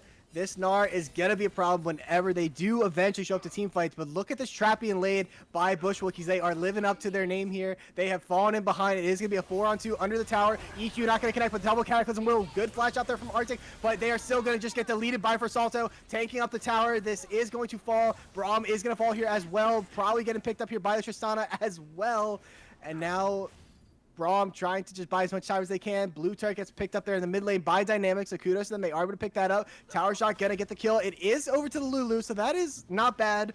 And Buckwild, though, is able to pick up maybe this whole tower topside. So despite that play looking pretty good for the side of Bush Wookiees, I think it overall ends up pretty in favor of PeaceKeepers.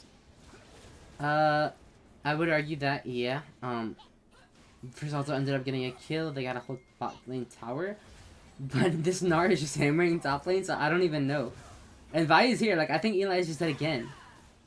Dash is out, not able to get hit up there, but does have the R on the Vi. Flash gets used, but it immediately followed there. And now Dinner is here on the side, gets stunned up by the Gnar. Buckwild does not want to get killed here. That is a Dinner going in maybe a little bit too hard. Gets hit up by the Huayhard. Going to be able to survive with the shield from the Lulu. Do they have anything left in the tank? Yes, they do. Stonewall is going to be able to pick that one up, but look at the backside. It is going to be for Salto and Zinjuan coming down on the backside. They are able to pick up the kill on Stonewall. Eventually, Buckwild is low. They do not have any Mega. They should be falling here shortly. Dynamic trying to do the damage that they can on the top side. Onto for Salto. 1v1 by the mid laners. Braum is here, gets them out. What a crazy fight in the top side.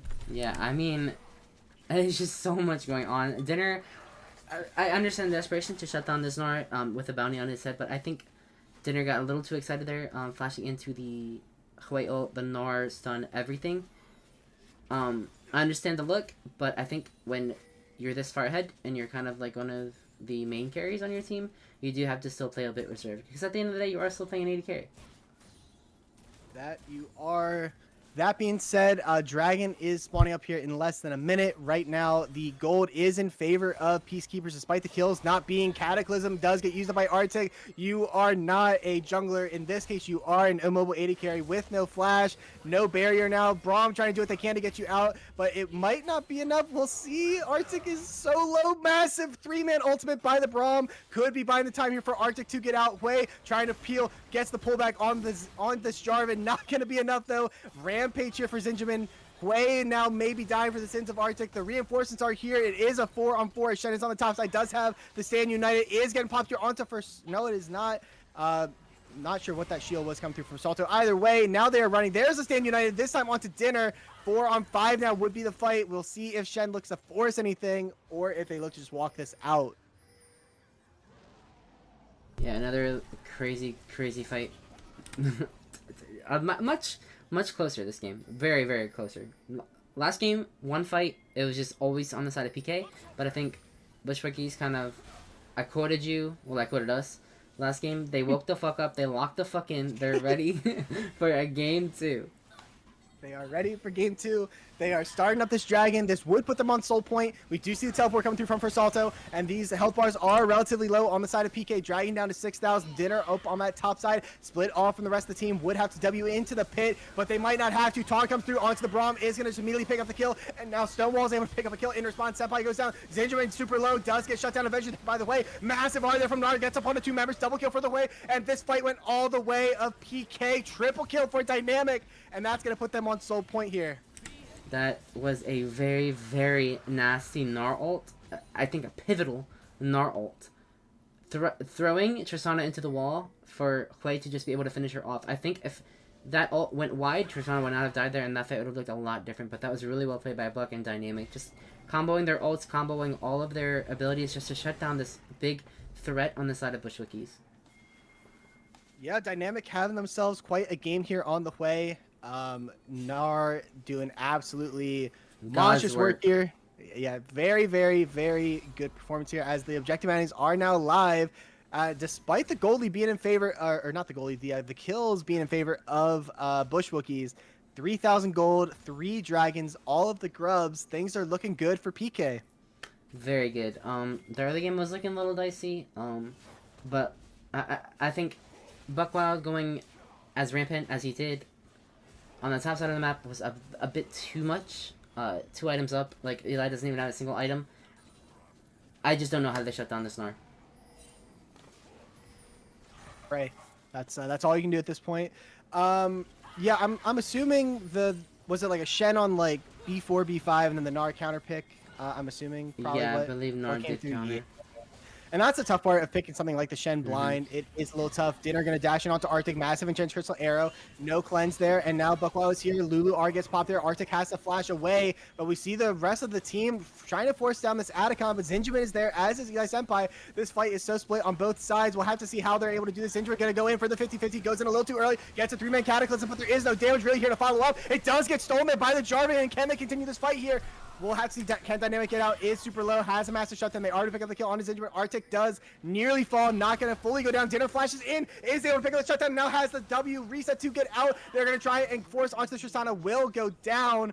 But that is a massive flip there for Zinjamin and the Bush Wookies. Yeah, really, really nice smite steal by Zinjamin. And really nice play, or micro play by Dinner. Waiting for the bomb to tick out on Arctic and then flashing in on Dynamic there and just resetting his W. Really well played by them. Yeah, and just like that, the objective bounties are now off the table. Goldie down to about 2,000. All of a sudden, feeling pretty solid if you're a Bush Wookie fan. Yeah, I mean, Tristana now has 2 items completed, one of them being an Infinity Edge. I think she's looking really, really relaxed. I'm surprised to not see an LDR third, just because of kind of a bit of the... I guess they don't really have armor, just more health.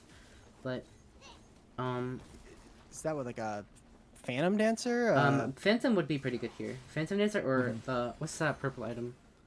The purple item. The Navori Flicker Blades. That would also be good here.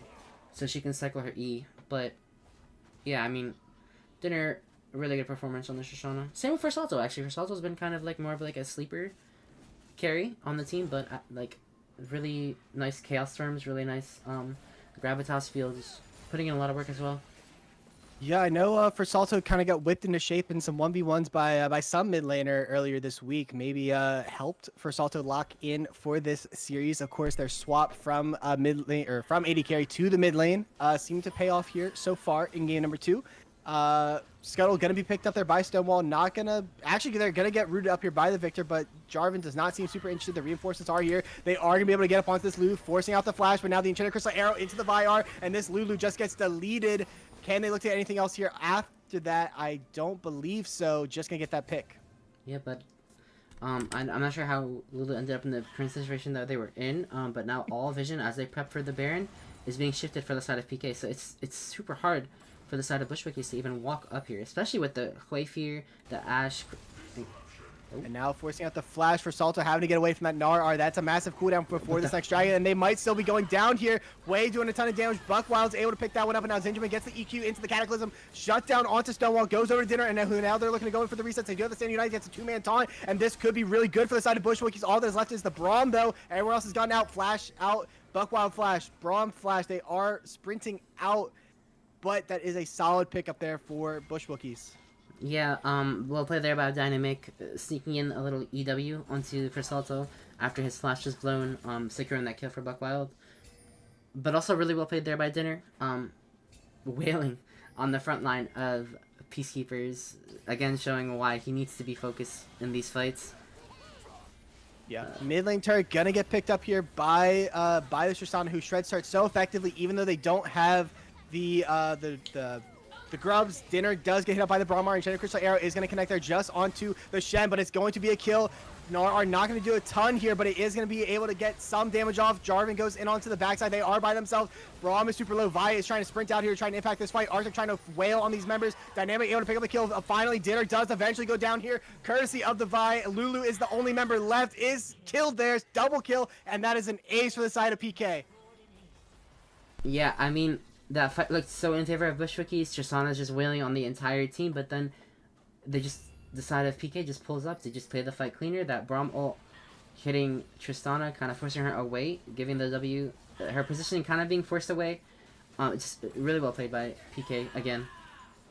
And Really well played. This Should just be Gnar, game number 2. Yeah, this Yeah, it Gnar should did absolute work. Shen gonna try to do their best heroic performance here. Goes in for the taunt. Maybe gonna get a kill on the Arctic. Not gonna be able to do so. And we'll see if they can get anything going here. Cataclysm is going to connect. Arctic goes down. Reinforcer here. Dinner could look for a montage-worthy play, but they're just trying to end this game, and they actually might be able to hold on here. They are at the base defense. It is not over. Somehow Tristana picked up, I think, at least 3 kills there, and despite the Nexus being exposed, the game is not over. not over at all. Thanks to Riot implementing the respawning Nexus towers, they could definitely swing this game back. And it's possible that maybe they come back to regret that decision. They could have played it a little safer.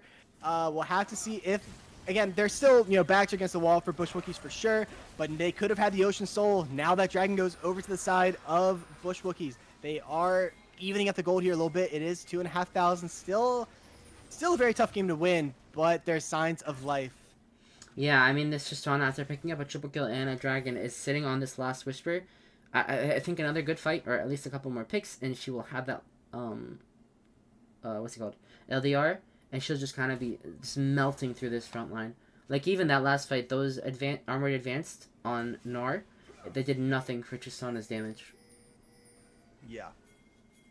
Oh, You see a little bit of bush cheese here is going to be spotted out. Lulu going to take a little bit of damage, but I think you're chilling with that.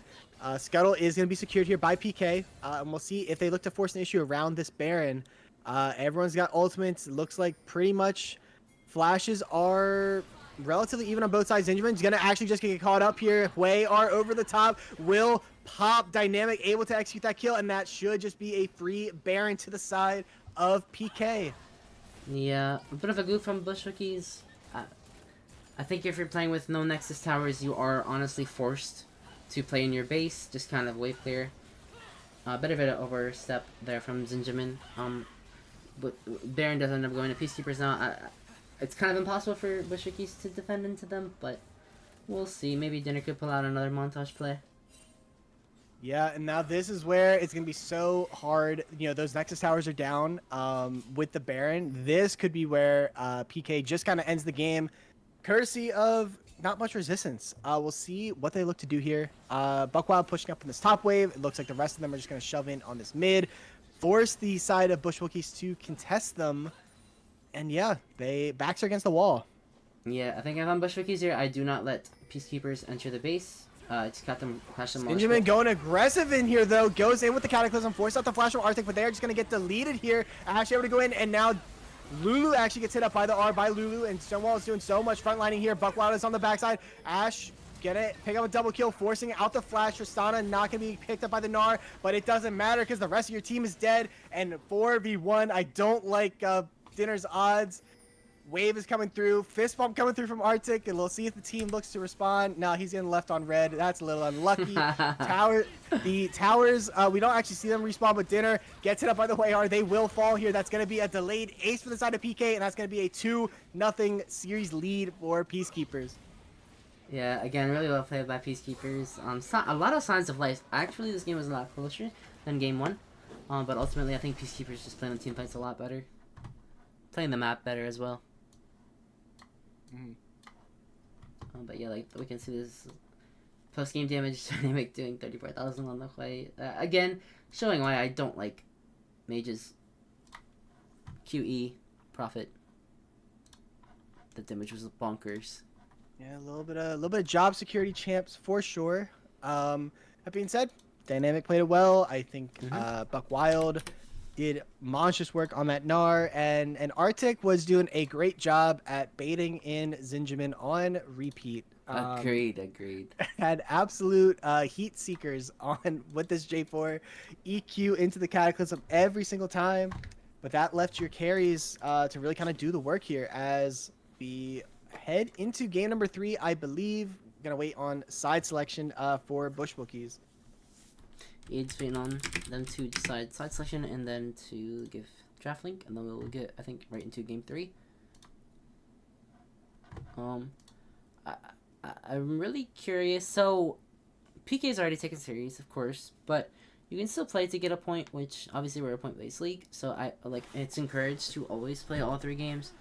I'm really curious to see what Bush Wookies do or play to try and maybe at least take off 1 game off of PeaceKeepers. Yeah,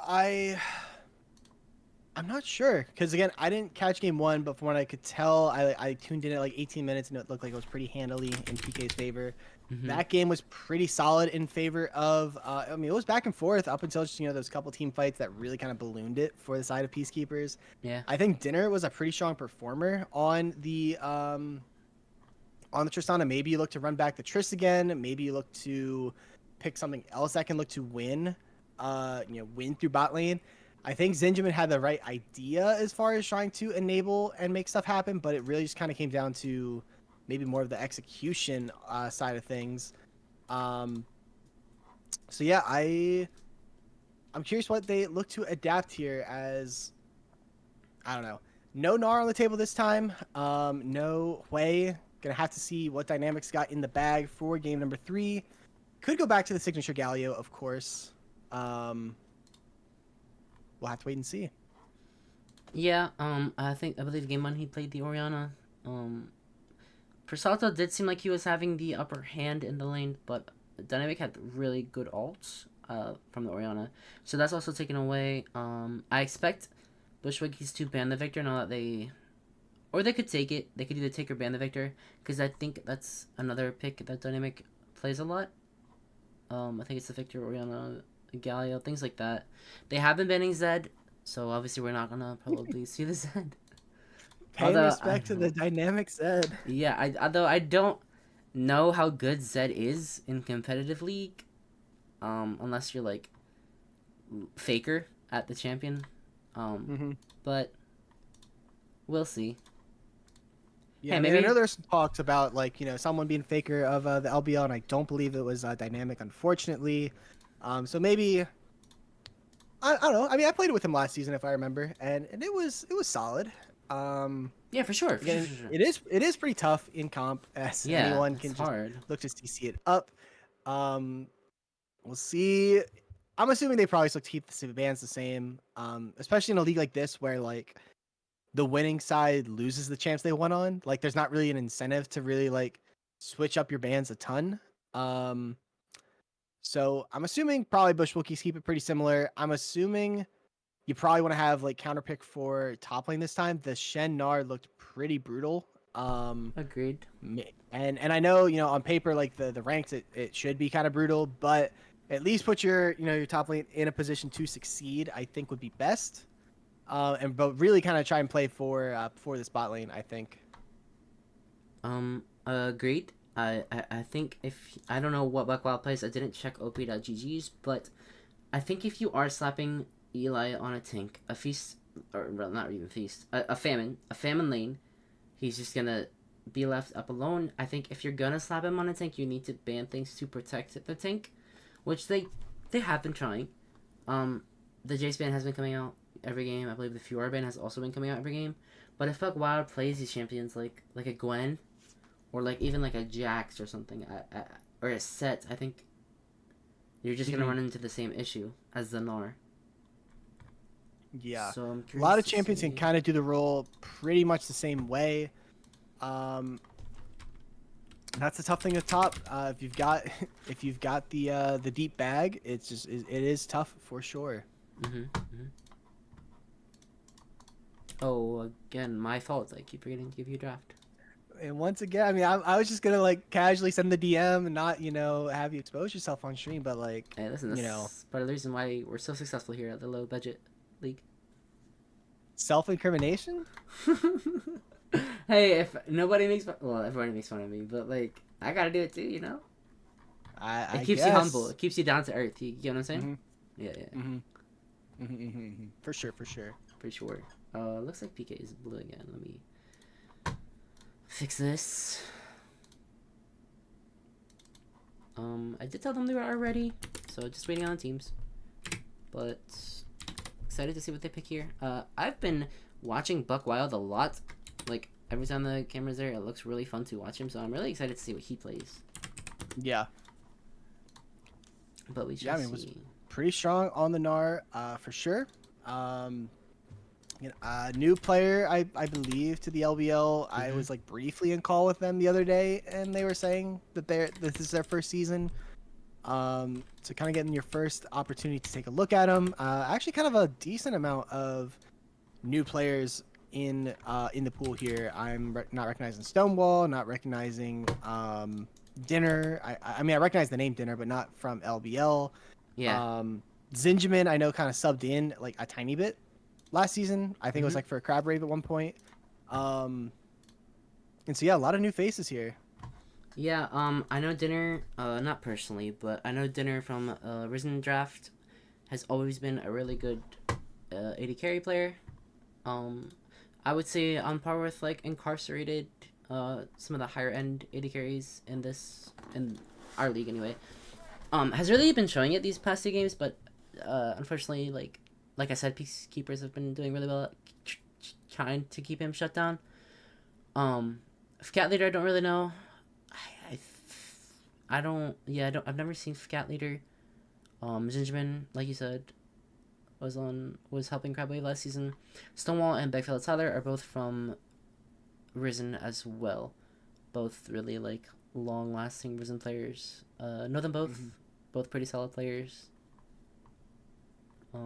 Happy to see them join the LBL as well. Yeah, a lot of new faces this season. Kind of ballooned up from what was it, 11 to 14 teams. So that's a pretty Yeah. decent amount of new characters joining the league. Already got to see some of those new faces in the last series. Twilight Zone versus PBR Enjoyers. The results of that one don't matter too much. Yeah, for sure. for sure. Hey, it's lost in the Twilight Zone. Get what I'm saying? Oh, that is a Okay. banger. Love that. Looks like we're on a little bit of a delay. Just waiting for some people to come back from a little break. Yeah, I'm excited. New season, new faces, more time to hop on the cast and get to yap it up with you, of course. I think there's some more games. Most of the games I think I saw are on Saturday, if I remember. There's like what, 2 or 3 off the top of my head. I think so. Can't remember. Yeah, I'm looking at there's 3 matches tomorrow. So pretty heavy action day in the LBL. One at 7, one at 8, and one at 9. So That's interesting stuff. gonna be crazy. Yeah, that is interesting stuff. Yeah, gonna be hard to cast those. I will be at work that entire day, but perhaps somebody else will jump in and get those casted. But it looks like they are ready. So let me get us set up again, and it looks like, yep. All right, they are ready for draft. I expect to see the same bands.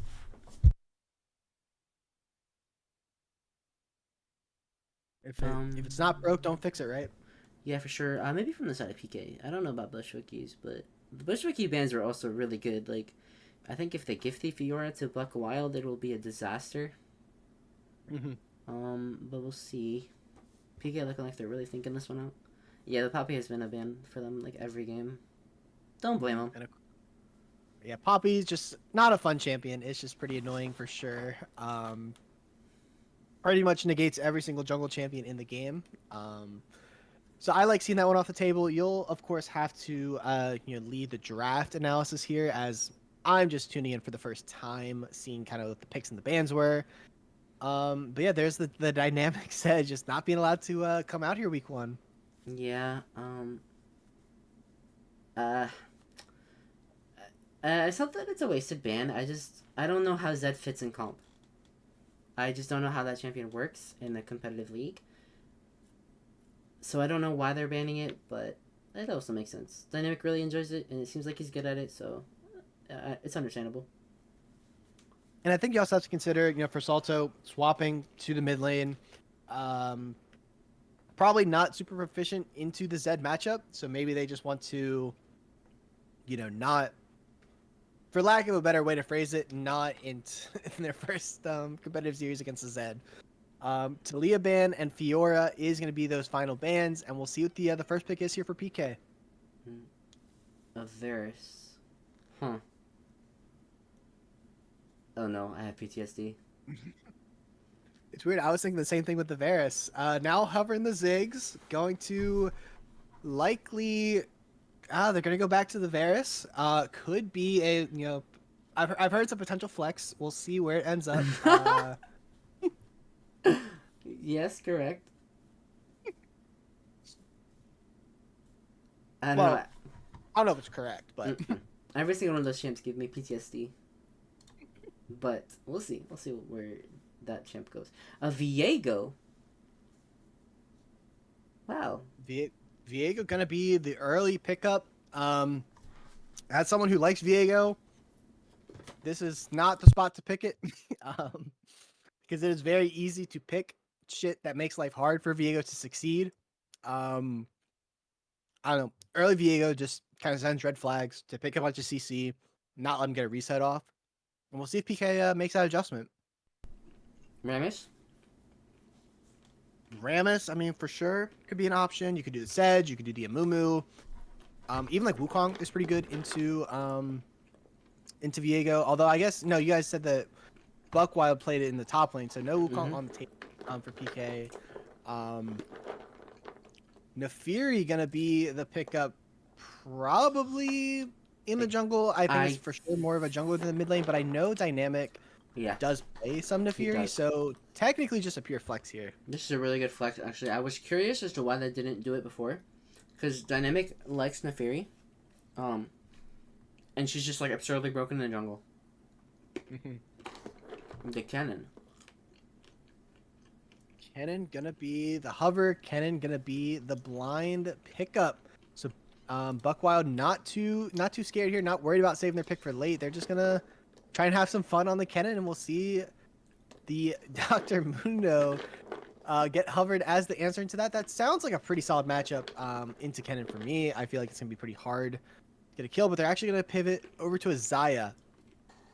I like the Cannon pick here, just because Cannon kind of is fine into a lot of top laners, just because of the range difference. I like the Cannon blind, and like Buckwild has been kind of showing his efficiency being top lane, so I don't hate that he picked his champion this early. Could he have safer counter pick? Yeah, but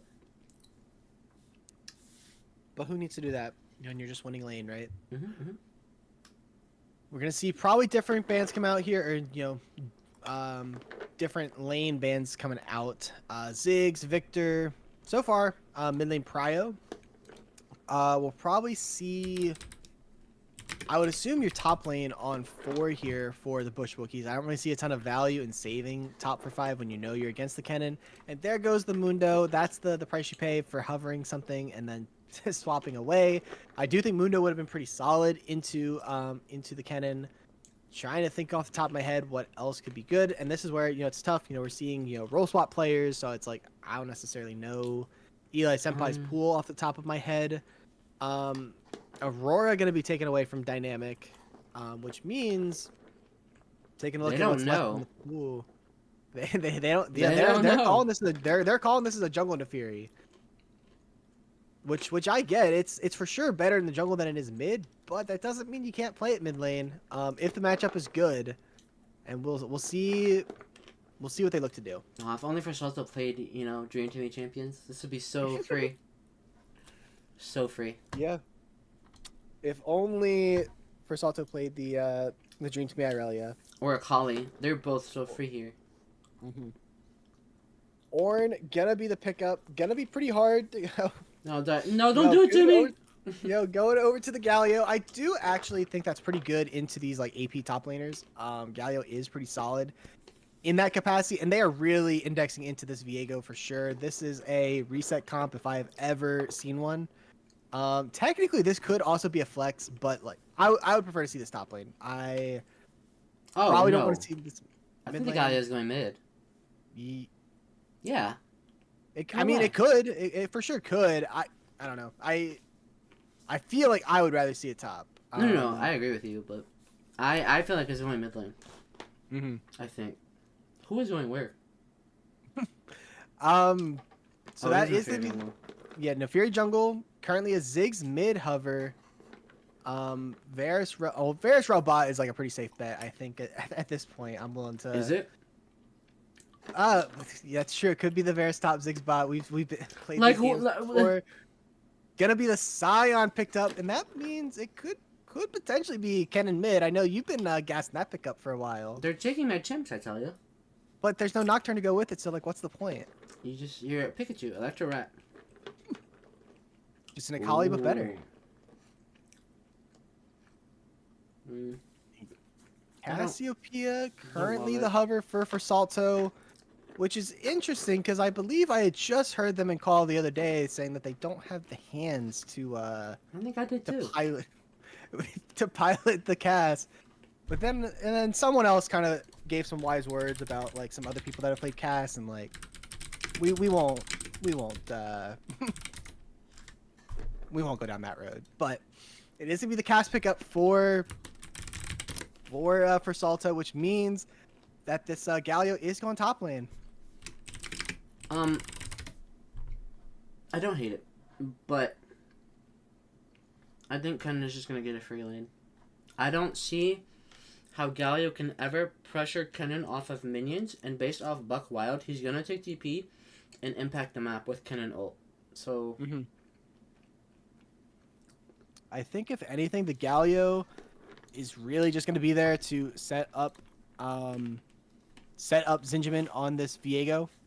Really, this comp is indexing pretty heavy into Viego resets. You've got the Braum with the passive that stacks pretty well with Viego. You got the Galio that has so much CC. You've got the Cast that can buy so much time, with a good R, with the Miasma, and Xayah who can self-peel themselves and let Viego be the star of the show. And that's kind of what you have to do when you pick Viego. You're not sitting there to play second fiddle. You are the main star of the show. So my eyes are on Zinjamin here. Other side of the map, I mean, you've got well, if I'm being we're honest, assuming- this Go ahead, draft go looks so bad for PK. This draft is illegal. it's It's something. it's for sure something. There was a draft board used at one point. Maybe gonna have to head back to it after this one. Now, okay, so it is Kennen top. So we've got Scion. Mid. Well, no, wait. It could be Scion jungle into Fury mid. I'm just gonna call that before this comes up. There's like a very small chance. Very small. I will shoot myself. Well, I'm just gonna like. No. It's a Fairy jungle. Yeah. Okay. So that's like for sure the more likely option. I just had to like put it out there in case that it did happen that like it could have been Scion jungle. But no, it is gonna be dynamic on the Scion. You can take away his Galio, but you can't force him off of a tank. But this is actually so bad for him. Cassiopeia just runs him. Yeah, I can't imagine this lane's very fun. Not really much of a mid lane aficionado, but I do believe Cass should be able to just free whale, especially if she goes like, Leandri's, to really kind of mess up those tanks. Because it also gets a lot of value on the rel. Doesn't seem the best for sure. But you've got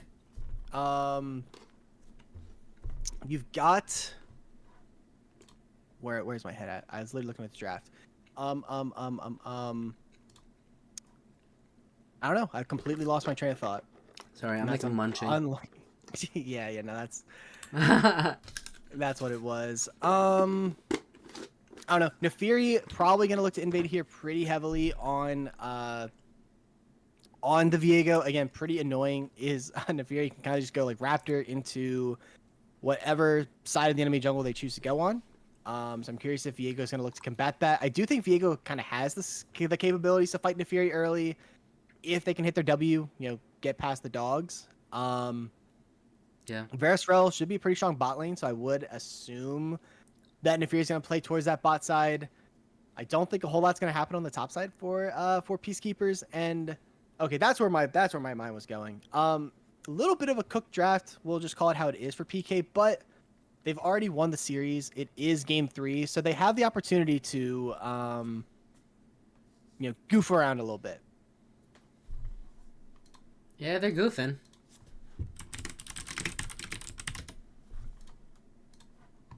Quite a bit.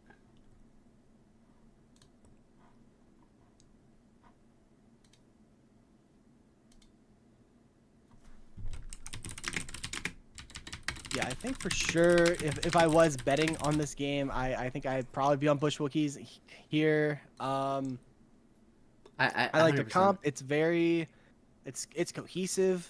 It doesn't have a Scion mid. I think those are kind of the things I agree. That was so crazy.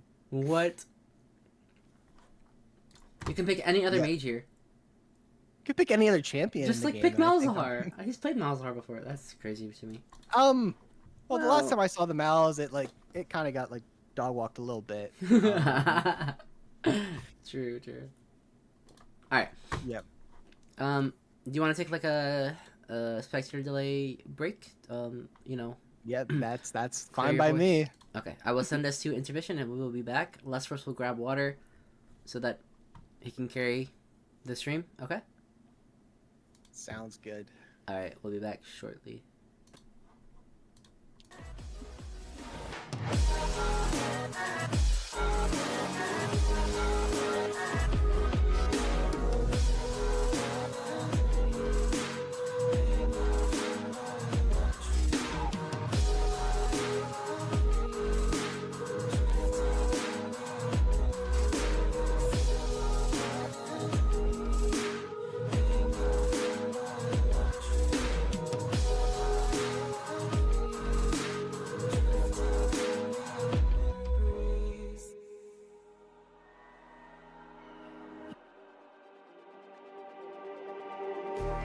Just like the street lights lit this town, like a fire in a blaze, gotta burn it down. Can't be afraid to leave this out. We got this far, don't know how. I see danger in your eyes. They know we'll burn down the night. Coming just like the sunrise. You know that we gonna let it rain. Tonight, we gonna let it rain. Tonight, we gonna let it rain. Just like the sunrise, we gonna let it rain.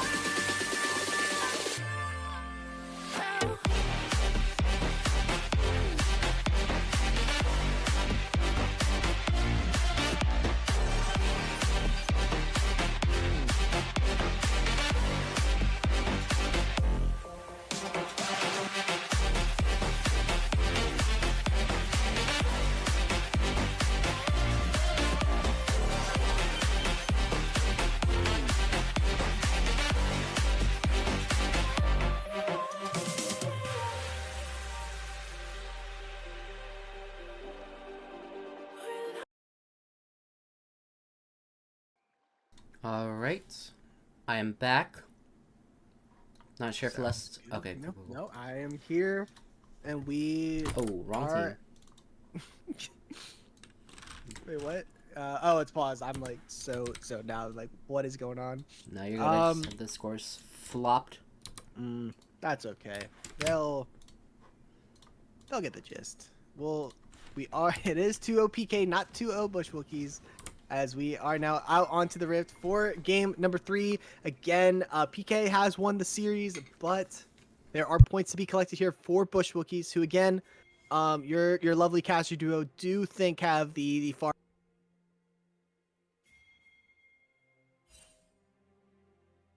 Heading out, we are potentially seeing a little bit of an invade, a little bit of shenanigans coming through. While we have a bit of a 5-point, well, not quite a full 5-point, for the side of Bush Wookies. Rel could look to W over the wall here onto the Viego if they catch him slipping. They're just waiting it out nice and slow. And there's going to be the flash in from Rel. There is no Nefiri here. Can they get onto Zinjamin in time? Exhaust popped here. They are just going to do the flash, but they don't get away. First blood over to Arctic, and that is disastrous for Bush Wookies. Yeah, unlucky trying to flash over the wall. That wall is a little too thick. Just ends up flashing into, death. But And another now thing this to is where note. the hard part comes in for Viego into Nefiri.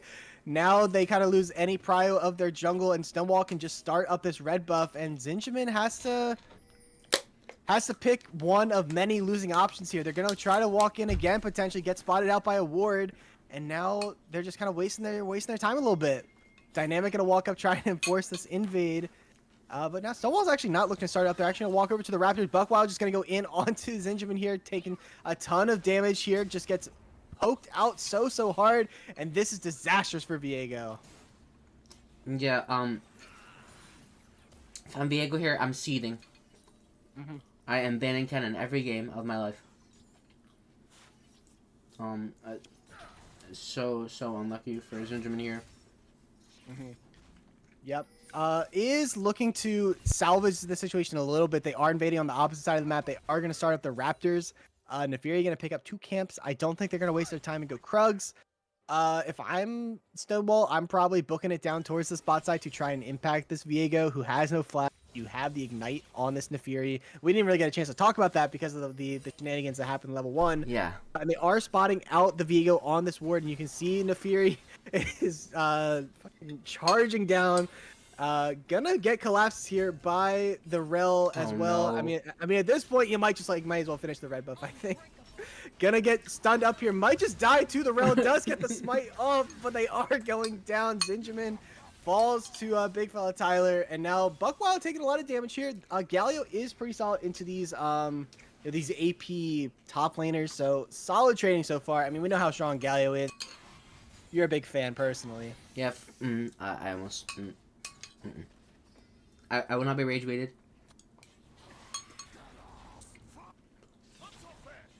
Not that easy. Good Q there from Dynamic onto for Salto. I'm curious about the grass choice as well, for sure.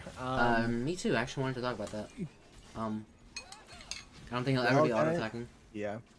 He got his 1 proc there, and that might be the only one he gets all game. Very that being possible. said, Dinner getting the cleanse force out of him by this Rel, making some impact plays. Doing pretty solid. Hex flash for the aura. Gonna just sprint at them here. Does not get the W remount. Now they do. They are getting super chunked here though. Double Q comes through, but they actually force the play a little too hard. Now Arctic has to flash away, but they're just gonna get ran down here by the Braum passive into the kill for Arctic.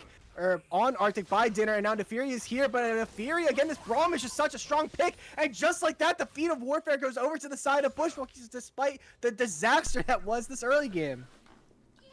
I'm changing stream title to How You Throw Your Lead 101. Because there's no way. Where there's a will, there's a way, and they did in fact just force that issue way too hard into a Braum. Kaz gonna get the miasma down onto the Scion, but this is a Scion end of the day. Not gonna be able to get killed up there, but yeah, I mean, you just force the issue into a Braum, into a Xayah, can proc the concussive blows so easily, And that is just 3 kills given over for not really much in return. And now the feats, obviously, it's that's a really nice pickup there for Bush Wookies. Really good change of pace. I think PK has gotten Feat of Warfare every game. I'm not sure, but at least this time they actually have a chance of getting the completed feats with the Feat of Warfare.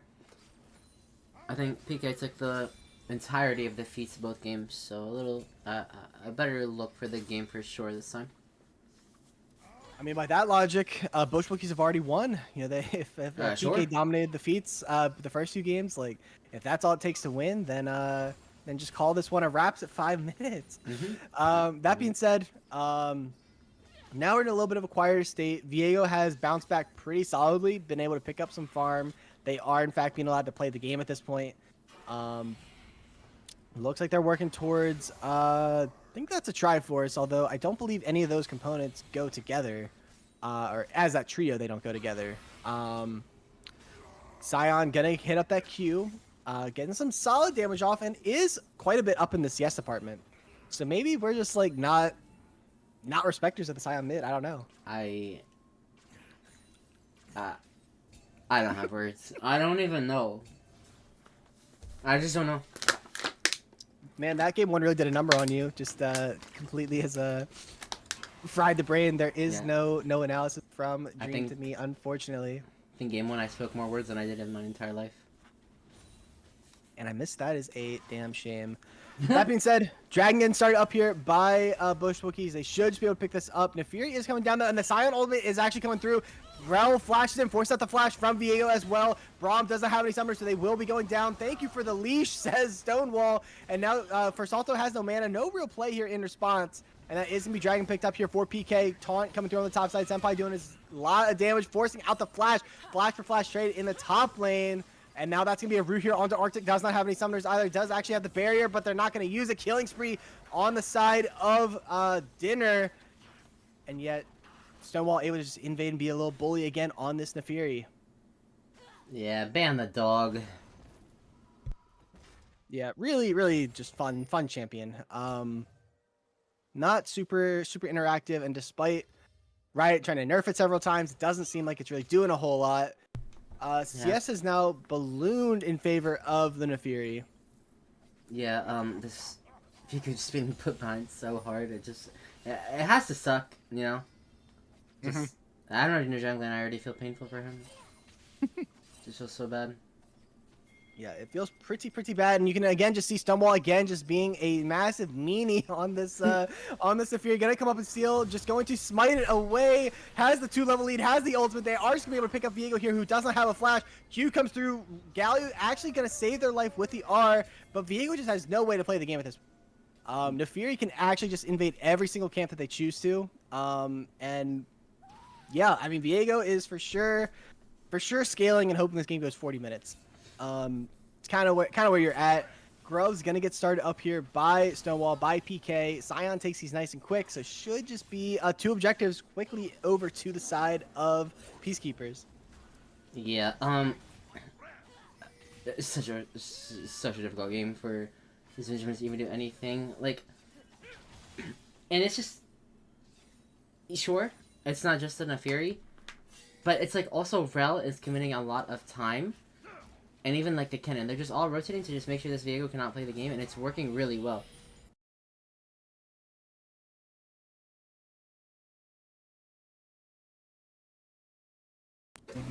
As I have frozen up. Okay, there we go. The whole thing did. Okay, I'm sorry. so it was frozen there for me for a second. They already picked up the kill on Dynamic Reality, now for Salt down. Picked up by the Rel. They're 1 for 1 in the end.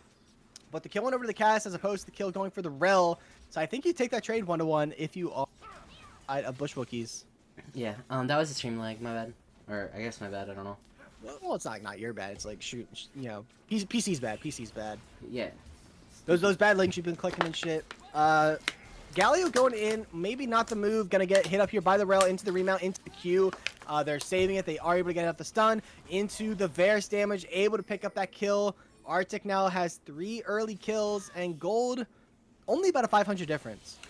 Yeah, and like, Dinner's early game that was like kind of Bushwookies' one big straw to grasp at has now like kind of been taken away because Arctic now also is matching with those 3 kills. Sure, he has 2 deaths, but CS is close, and I mean, I just think it's just been both teams kind of throwing leads away. Yeah.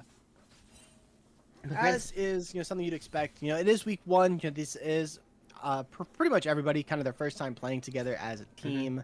So you would expect some sloppiness, some poor execution. Yeah, for sure. We'll see how this dragon fight looks here in a minute 30. Taking a look at items across the board. Nefiri, how much gold is okay, it's sitting on about 2,000. So they should be close to a completed item. Actually, it depends what they go. I don't know. They won't have enough for an eclipse. No. But they will be much stronger than Zinjamin for sure at this dragon fight. Yeah. We'll have to see if Bush Wookies even try to contest this. I mean, one saving grace is Arctic has not gotten a reset off, so they are sitting on components, whereas Xayah does have the Yungtal already completed in tow. It's like maybe the only opportunity they really have. You do have teleport on the Galio where you don't have TP on the Kennen. Could be something you look to do, but if you do that, you're giving up plates to the Kennen, and then it's like, was it even worth it?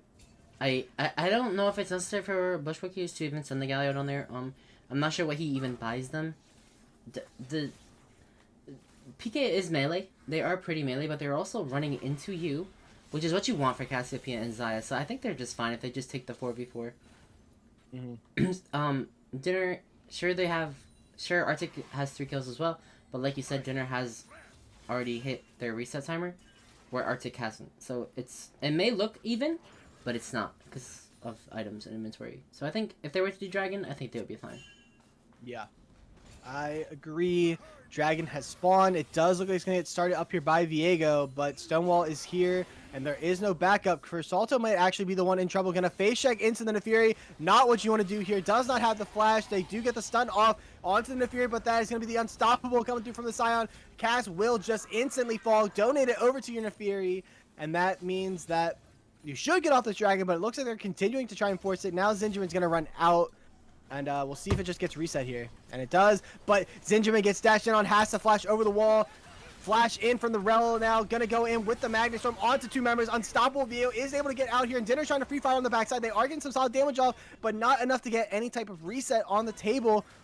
And now it is a 3v4. Dinner trying to walk up, try and play aggressive. Zinjamin has ran back to their Gromp. They are looking to give up this Dragon. But the side of PK not confident enough to force it. Yeah, the side of PK, your Varus has no mana, and I do believe Scion ulted, and Nefiri also ulted and ignited. So if they were to take a fight now, I do think it would be heavily favored for Bush Wookies, because Xayah does have all her slums, she has ult up, and she's full health. I think it was smart for PeaceKeepers to not commit to that Dragon. Yep. It could mean that this would be, a quick little opportunity to just force this one out. Nefiri heading up towards the top side. Now actually seeing that the startup is here for PK. They're sprinting out here. A little indecisive is this Nefiri. I've seen them go back and forth about 5 times. They're just going to give it up. They're not going to get there in time. So they are just going to look to head in for the invade once again on this enemy red buff. And we'll see if Zinjamin is able to collect anything on that top side. I fear the answer is probably not. This is Nefiri's second jungle now. Life is getting 3 quadranted is pretty miserable, especially when you're on a carry jungler, but maybe the reinforcements are here to save. Stonewall gets knocked up over the wall. W is going to buy them some time. Soundpie now finds themselves in a bit of a 1v3, gets knocked up by the Scion Q. Has no way over the wall, just going to start up the reset. But they save the red. So that's pretty good for Bush Wookies. Zinjamin probably having their mental saved a little bit. Yeah, agreed. If I'm Viego in that situation and my team does not rotate to defend my red buff, unspeakable things will be happening. But good on Bush Wookies to capitalize on that. Yep. They said they've had enough of this Nefiri, the shenanigans. Yeah. And that's really what you have to do into the Nefiri. Just, play aggressive, match the aggressiveness with aggression. You can't roll over into the dog. Gotta try and stand your ground. I can't really think of any more similar puns to go with. But end of the day, Nefiri not on that first item just yet, so it is still fightable. Gonna probably fight again at the Raptors. No, she's actually walking. Again, can't really make up the mind what she wants to do. Maybe looking off for Salto here. Maybe having to force out the flash on the Silent Cupid. Look at this teleport coming in from behind by the cannon. That's going to be a Magnet Storm into a massive Maelstrom on the massive ult there from Xayah into the flash, but it's be enough. They are trying to get the pullback, not going to get it onto anybody. Barry comes through from Arctic. That should be a trade kill as well onto the Braum. What a flank there from Buckwild on this cannon, and it's going to get rewarded with a double kill. Yeah, this is the second game Buckwild has done a flank TP like that, and I gotta say, Buckwild is like solo winning other lanes. It's something that I wish a lot of other top laners would like also take in consideration. Like, TP flanks like that are back because of the TP changes, and they're so effective. Sion taking up a lot of damage here, does use the Unstoppable, able to connect there on a massive two-man queue, and for Salto gets stashed in on by Stonewall, has no way to survive this one. Buckwild could go down here, courtesy of the VO, that is going to be a shutdown, but they are super low here. For Salto, or Senpai getting dashed in on, Dynamic goes down here, double kill for this VO. Can they get the triple kill? No, they cannot. Sion does have the passive though with the Viego, but they are so slow, they can't catch up to Stonewall at all. I believe that's what, a 2 for 3 in total. Probably not going to be able to force too much more. Another really well played fight by Peacekeepers. Really nice knock up there by Dynamic with the Scion Q.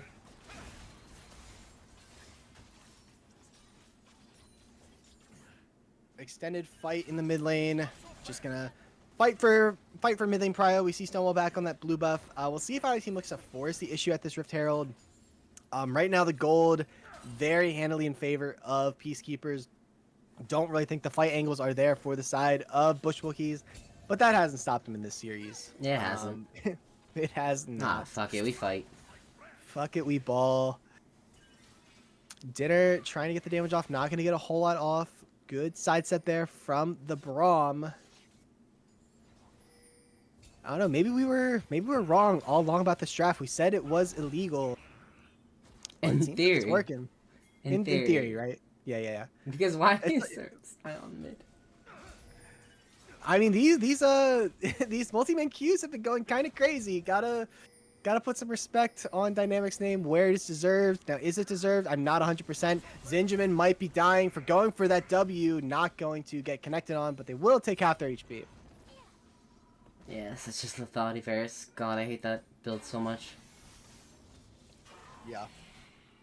Pretty interactive, for sure. Dragon on the table, Rift on the table.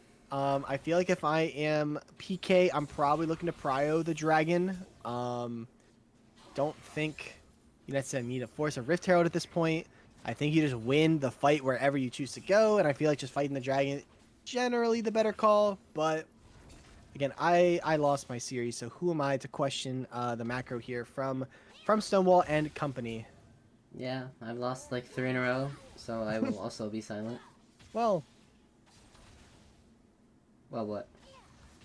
Well, it's like we both lost, the same amount of. I lost one today. Oh no! Oh yeah, you're up one actually. Well, no, because like I lost one, didn't include you, so we're both at 4 apiece. Dang. Maybe falling off a little bit. Oh fuck. Rift Herald getting started up here. This will go down really quickly. Gonna be traded for the Dragon, but I believe, yeah, and that is gonna be the feats. Just a second earlier on the feat of gets picked up there by blue side. You can see the boots are there. Dynamic gets hit up by the taunt. They're opting into this fight, and I don't like their odds here. Dinner gets stashed in on by the Rel. Magstorm is going to connect. Xayah comes through, as is the Galliard. Not going to get anyone up there. Now the Maelstrom onto 4 members. Cass got a massive R as well, and Dinner's trying to flank on the backside, trying to do it again. Buckwild actually goes down. Viego does have the resets. Can they get massive plays off? These health bars are super low, and this is exactly what Viego is looking for, and this is actually looking like it's going to Bush Wookies 3 members down. Double kill for Viego. Taunt connects onto Arctic. That is going to be a knock-up into a Viego reset potentially. Triple kill for Viego. Rel able to get out, but the quadra kill with the Varus Q, and somehow, some way, Viego went crazy. In the beginning of that fight, I actually unironically thought that it was completely doomed for Bush Wookies because of the slicing Maelstrom combined with their Magnet Storm, but like I don't know how Peacekeepers or Bush Wookies just completely flipped that fight around. It might have been a well-timed Xayah ult, it might have been a well-timed Locket, it might have been a well-timed Braum ult. But well played. It had to be everything. Everything. There was so much shit that just happened there that like I'm for sure gonna have to go back and rewatch to see exactly what Yeah. happened. I saw the Zaya R, and then everything went black, right? Like that's And then, massive play there for Bush Wookies. All of a sudden, the gold lead has shrunk quite a bit, down to about 2,000. Still in favor of PK, but with those two dragons, and it is a hex tech. So again, one of the best souls to get. The Zaya is in a pretty strong spot, sitting on that Infinity Edge now, working towards that third item. You're probably feeling a lot better as Bush Wookies than you were a minute ago. yeah, I mean, they're stacking dragons with Cassiopeia, Zaya, Viego, Galio. Like, I think they're fine. I think they're in a good spot. Sure, they're missing Grubs, and Scion has them. Not great, but Grubs are nerfed. So I don't think it's the end of the world. I think they're chilling with the stacked dragons. Yeah. I mean, scaling comp with the dragons, never a bad strategy. Zinjamin gets chunked out here by Buck Wild. They are trying to walk up here as Atacon is on the spot side. Yeah, and chat's calling out. It was a massive R from Cass. It did buy so much time. Oh yeah, my fault. My fault. Yeah. I was not paying attention. Yeah. I mean, you gotta like give us a little break. But there was just so much shit that happened. A lot of circles, man. Coming out from both sides. Dynamic is here. Versalto is here. 5v5 around this Atacon, not getting started up here. Have to be careful. Early positioning is in favor of the side of Peacekeepers, and Rel looking to go in with the Q or the Hex Flash over the top, and now we just got ourselves another 5v5. Slicing Maelstrom comes through on the backside, not getting a whole lot of impact off, and Zindred is now unstoppable. Galio are over the top, going to be able to knock up the Rel, and this is again just looking like Sevilla.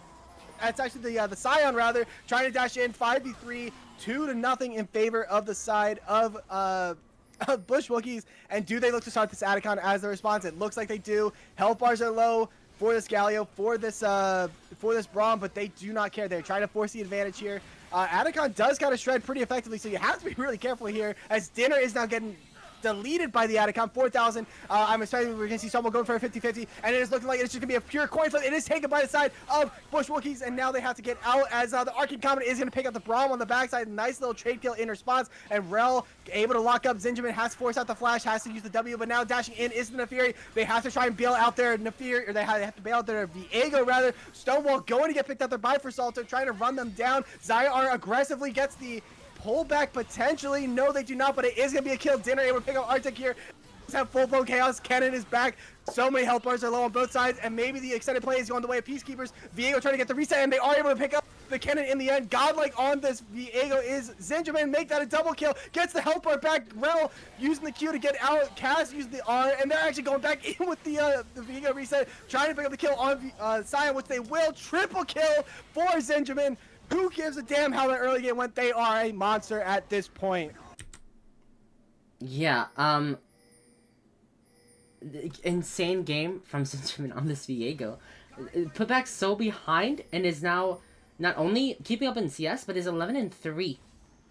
Which is, to me, completely mind-blowing and borderline impossible when you've been put that far behind, constantly getting invaded by not only the enemy jungler, but enemy mid and top laner. So, really, really, really well played game by Zinjamin here on this Viego. And not even to take credit away from Versalto too. Versalto has been hitting really nasty ults this game. The Cassiopeia was behind earlier from the Scion and CS, but like just big ults that have been winning them team fights here. Yeah. Massive flash forced out there on the Rel just for this dragon, and you probably just have to look to give this one up as the Rift Herald did get popped there on the top side. So they are going to be able to pick up that tower as a response, but that's going to put Bush Wookies on soul point here. Gold lead is dead even at this point, and I feel like that momentum has to be on red side here at this point. Yeah, like Hextech Soul with Zaya, Viego is just so good for the side of Bush Wookies. This is stacking early dragons just feels so much better than just the grubs at this moment. I feel like in this meta, Dynamic hasn't really been able to do anything with the side laning Scion. Like he's 3 levels down for Salto. Fury gets dashed in on, does hit up the R 2-man ultimate, gonna buy time. Rift Herald has fallen, Yeah, but they are able to pick up that tier 1 top. That's the thing. Like I think even with like the grubs, like they've taken I think just that outer top and the outer bot. PK really hasn't taken any other towers, even though they have a champion that wants the perma split push.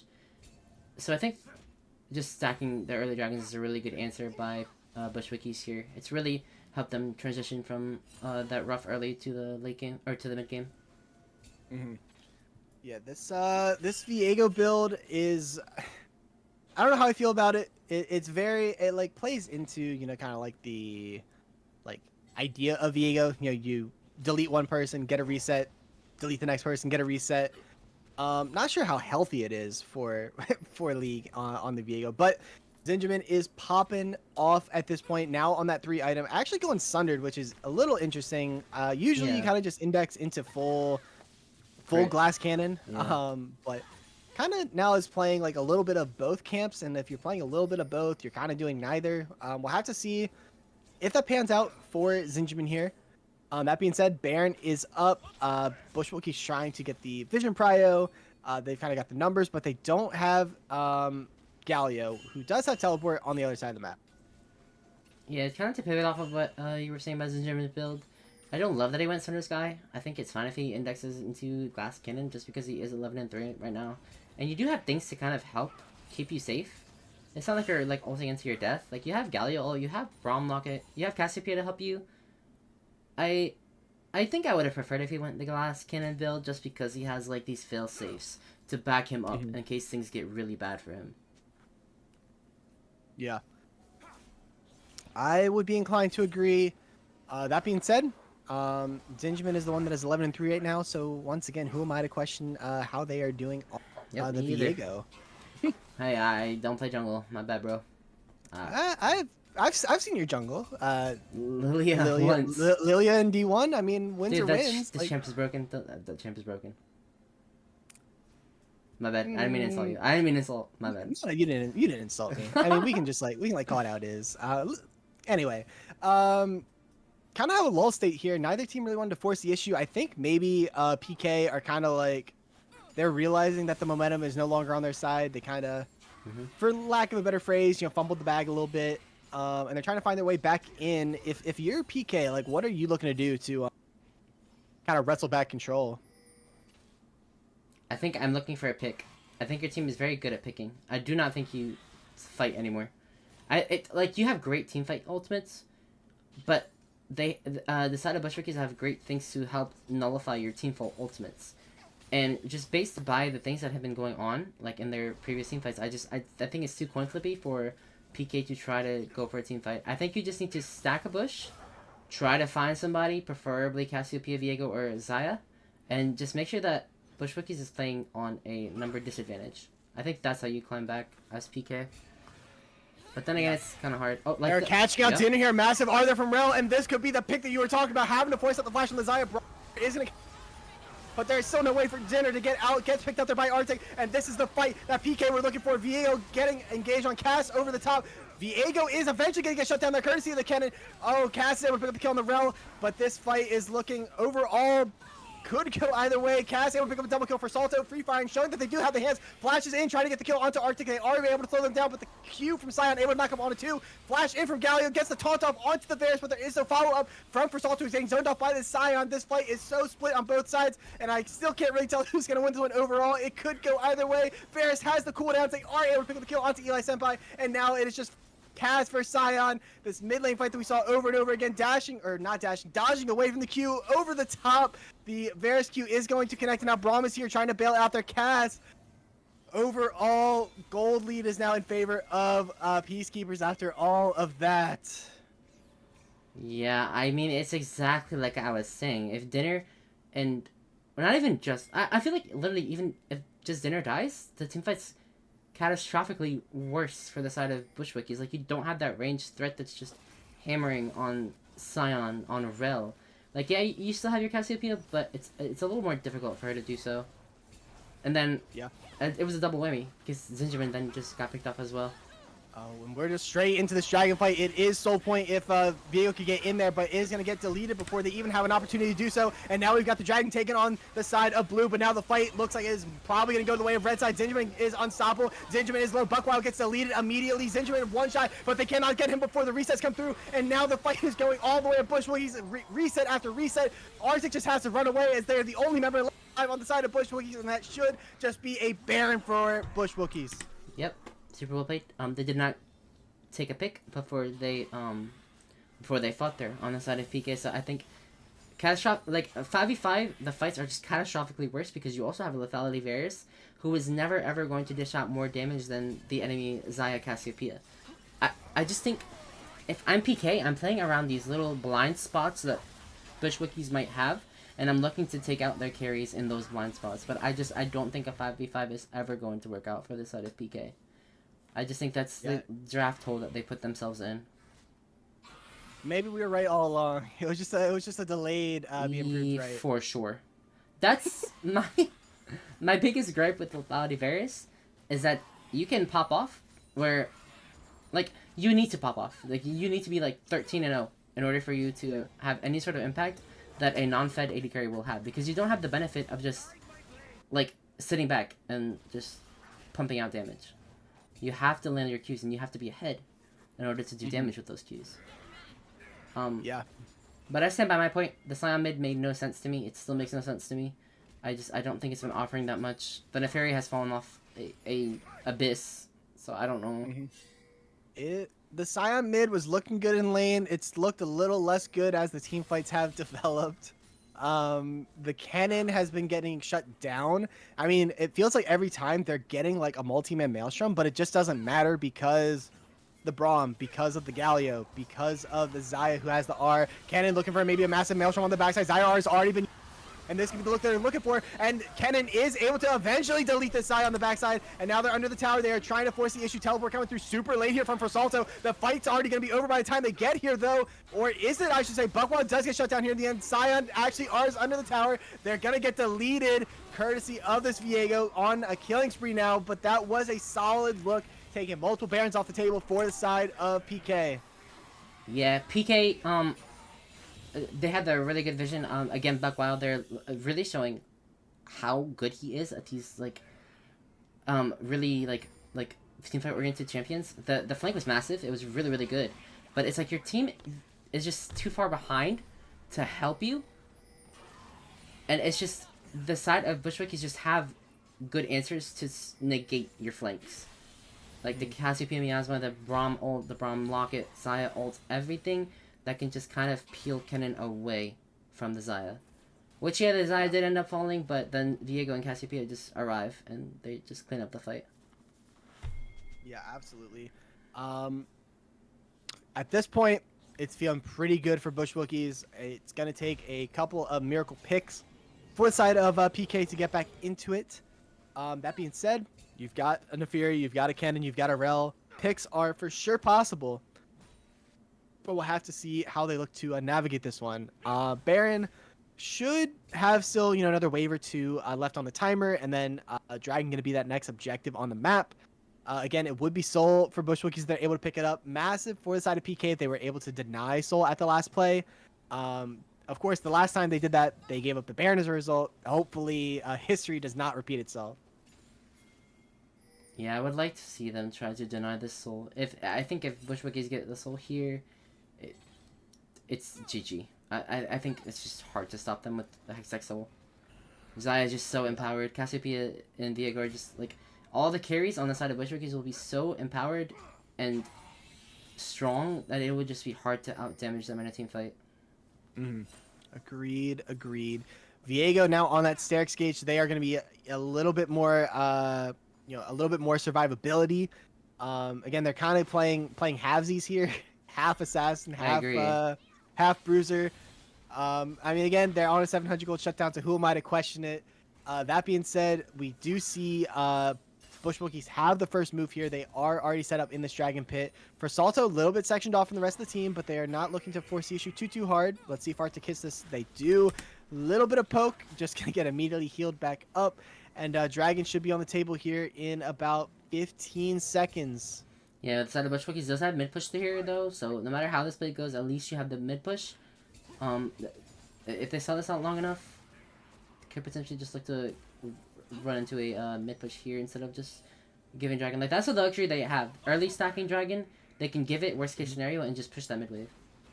Yeah, unfortunately though, Dream, with how this game has been going, I don't think they're going to stall this out for the mid lane push. We're probably going to have a massive team fight in about 10 seconds, and I gotta lock in.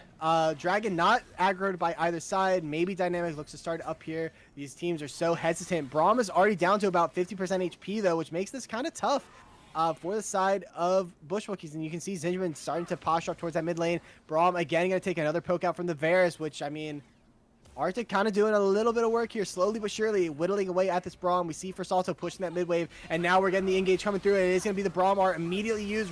Has their ability. Zinjamin dashes in, but they are just getting deleted here. Xayah R comes through. Viego gets shut down before they can do anything, and now the fight is going extended, and there's just so many help bars low on both sides. Cass is pumping, Xayah pumping, flash out from Dinner on the backside. Galio is trying to peel as best they can. Double kill for Arctic on this Varus, and now there's no way to protect your Xayah. Stonewall able to pick up that kill. All that is left is for Salto, and Dragon should be their reward.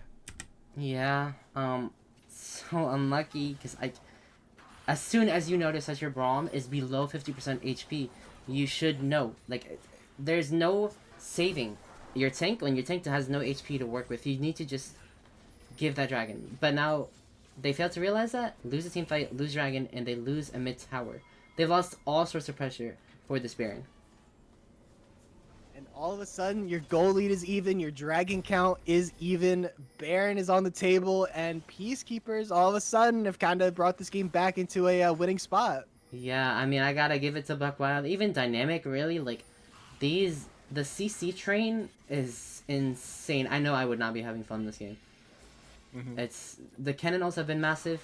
I was a little worried there because I saw him channel it before the team fight. Salto maybe sticking up here a little bit too long. Does get the R off onto the Neferi, but there's not really enough they can do here. They should just be getting deleted here. Viego dashes in, shut down, and that's going to be another kill. Cannon picking up a double kill. Braum flashing over the wall, but just gets followed there by Stonewall. Gets super chunked out here, and they are not looking to continue this. But who needs to? You got the jungler, you got the mid laner, you've got a Baron on the table, and that is exactly what Peacekeepers are looking for. Flash in there from Galio onto the cannon, trying to get the damage off, but it's not going to be enough. Dinner trying to front line or free fire, but this Scion is proving to be such a menace on the backside. Braum likely going to be the first to fall here. Galio going to be shortly there to follow after, and all that is left is Dinner on the Xayah, who is trying to pump. They cannot do it though. Rel going to go in, are forced out by the Zion. Just going to delete the Xayah under the tower, and they could say screw the Baron. They might just try and end this game. 20 seconds. No, they're going to get the tower into Baron. Yeah, with no wave. I gotta agree with, I'm dyslexic here. Your jungler and mid are both dead. I get, like, not wanting to give over Baron, but you kind of just gave it, but also gave a couple more kills. I think you just give it, and you just turtle for a little bit, but you just put yourself in an even more impossible situation now. It's so hard for Bushwookies now. I think they just had about a 10,000 gold swing in the span of just a couple minutes. Viego, Zinjamin is here, gonna get a reset off onto the Rel. That is one Baron down. Dynamic potentially gonna fall here as well. Flash over the wall, but the unstoppable Dynamic is out of there, proving us wrong with this Scion pick for sure. One Baron taken off, but it is the Rel, not necessarily the prime target. Yeah, I mean, we've been talking about Dynamic, we've been talking about Buck Wild, we've been talking about Stonewall, but I will also appreciate Arctic here has been silently doing the damage and picking up these. He's been doing a lot of things for the side of Peacekeepers that have been slowly winning them fights. He's been poking out the side, he's been poking out the Braum, just making sure that when Peacekeepers do decide to go in, it's a clean and easy fight. So I really do think Arctic is also putting a lot of work on this Lethality Varus here. You said it couldn't be done. You said it had to be 13-0 to be impactful on this. I stand corrected. I know. Again, the theme of us casting together, eating our words. You're eating them just a little bit at the moment. That being said, gold lead up to about 6-ish K. It's like 5K. But the Baron is still on the map for Peacekeepers. Dragon gonna be the next objective. We'll have to see how Bushwookies look to adapt, because the fights were looking really good for him, but they've kind of fumbled the bag a little bit the last couple fights. It's been going the way of Peacekeepers, and maybe that's a case of PK kind of figuring out how they have to navigate the fights. Maybe that's Bushwookies just doing a little bit of trolling. It's like all about perspective or something like that. First, also getting flashed in on by the cannon. It should be a winning play, but no, it is not. So much damage into the stopwatch, and Buck Wild is now unstoppable. I said it before. I think Buckwild might be number one top laner in the league. He's proved it. Not only this game, but the Wukong game and the Nord game. He has been an absolute menace this series. Yeah, KDA be damned, having such an impact on this Kennen. We'll see if Bush Wookies have a way to contest here. It is 4v5, not going to be able to hit up the W on the Viego, not going to get stunned up either. Dinner down to about half HP. This tower is getting wailed on, should go down courtesy of the minions. Have to be so careful here. One misplay means end of the game, means you are getting 3-0'd if you are Bush Wookiees, and they're trying to play this one safe. Yeah, a bit of a really rough situation for Bush Wookies here. Despite your Viego, your Xayah being super strong right now, it's really hard with the threat of this Kennen ult, which is back up again. And look at that, one Kennen Q, almost half healthing Braum. Yeah. Very tough to play. They are going to fall back. Hextech Soul is on the map here. Again, this dragon will be the soul. We are at a 40-minute dragon soul, and they're looking to bush cheese. They're looking to put this game on the line with hiding in a brush. Gonna get spot. Arctic actually is the one that's giving up the ruse. Yeah, I mean, that WQ just almost doing as much as his Kennen. Yeah, And it's frontline Varus with that Jacksha, with that Edge of Night, doesn't feel the need to play super safe here as Dinner already down to half HP. This poke is so potent on the side of PK. We now have what might be our last fight of the game. Maelstrom goes in onto 3 members. Xayah is free fire on the top side. Zinjamin immediately goes down though, and this fight is continuing. Dinner gets a good R off, able to buy enough time. Double kill for this Kennen. Xayah goes down, courtesy of, it is going to be the realm that picks up in the end. All those that's for Salto, and there's not a thing this cast can do. No one went down on the side of PK. It is going to be a 5-0 ace for the side of Peacekeepers, and that is going to be game 3. Series win 3-0 for Peacekeepers. Yeah, super well played by Peacekeepers. The entire series. It's been so much fun watching them just smurf. I don't know. They looked really good on the Rift this series. And hopefully I can grab a couple of them to get some interviews, because it was too good a series to not get some. Yeah, absolutely. Very intense games 2 and 3. Yeah, I am for sure not gonna have a voice tomorrow. Thankfully, I don't gotta do anything, which is nice. No problem. Yeah. Yeah, 3-0 series win for Peacekeepers. Really fun games. Again, I didn't get to catch game 1, but game 2 and 3 were super intense, super action packed. Big fan, and we'll see if anyone looks to come up for interviews here. 2 people from Peacekeepers said yes. Is Arctic actually on Peacekeepers, or was he subbing? He was subbing. No, I think it's supposed to be what, Mikey? Yes, I will do Buck Wild.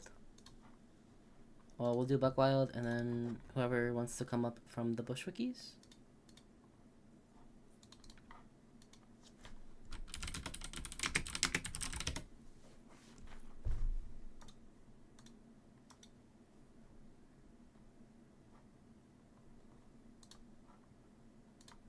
Alright, so I'll bring Buck up, and then...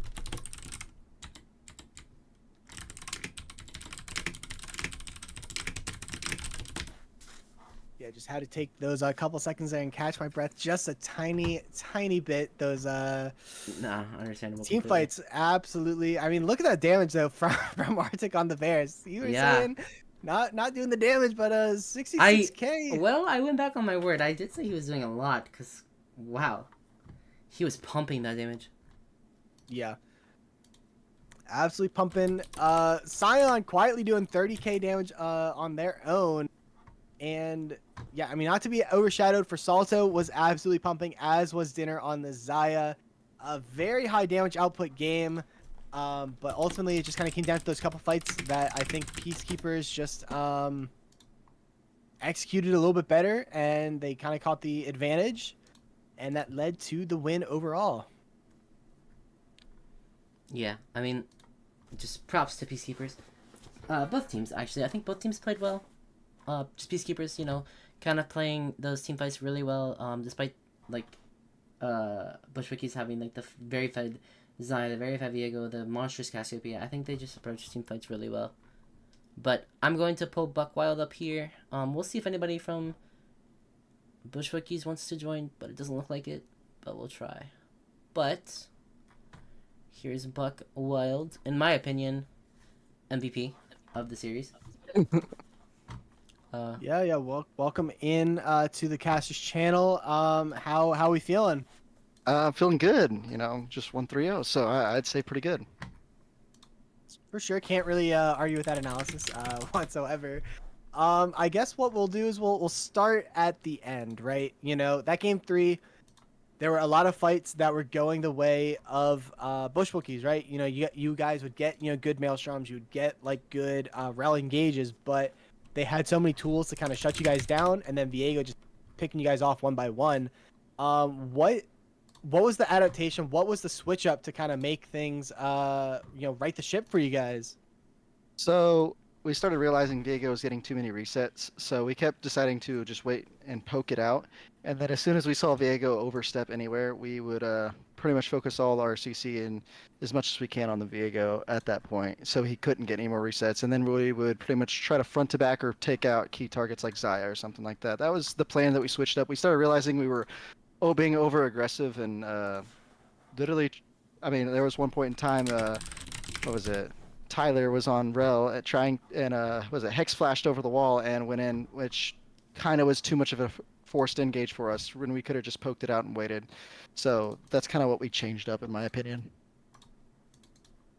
Yeah, I mean, it was a really good switch up. Like, you guys went from losing fights. I think Diego got like a quadra kill into a triple kill, and then you guys just like would end up completely wiping them on the next fight. So it was really good at adaptation from you guys. Like, really, really good. Just recognizing what your team is really good at and what their team is really good at, and just knowing what to do in that situation.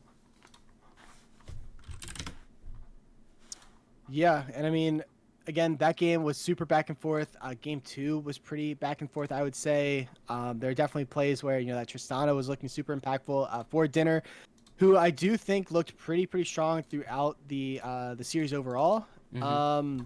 And then of course game 1, you guys playing didn't really catch it, but like I didn't really get to catch much of that, but it looks like it was a pretty convincing win for you guys overall. How's the team the team feeling?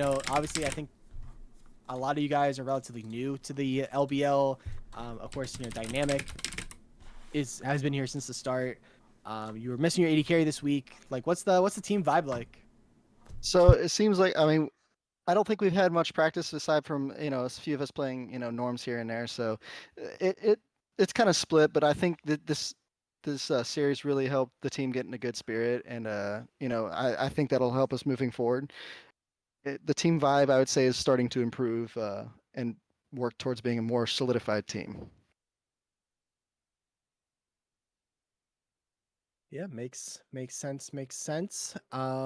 Again, it's a long season, especially in a draft league format. Those first couple weeks are definitely a bit of like a feeling out process. But again, it's hard to argue against a 3-0 start. I guess I'll pivot over to Zinjamin, who's here to represent Bushwookies. Again, kind of similar questions to you, right? The first, again, I didn't catch the first game, but those games 2 and 3 were pretty back and forth, and we're looking solid for Bushwookies. I mean, what's the current feeling like over there?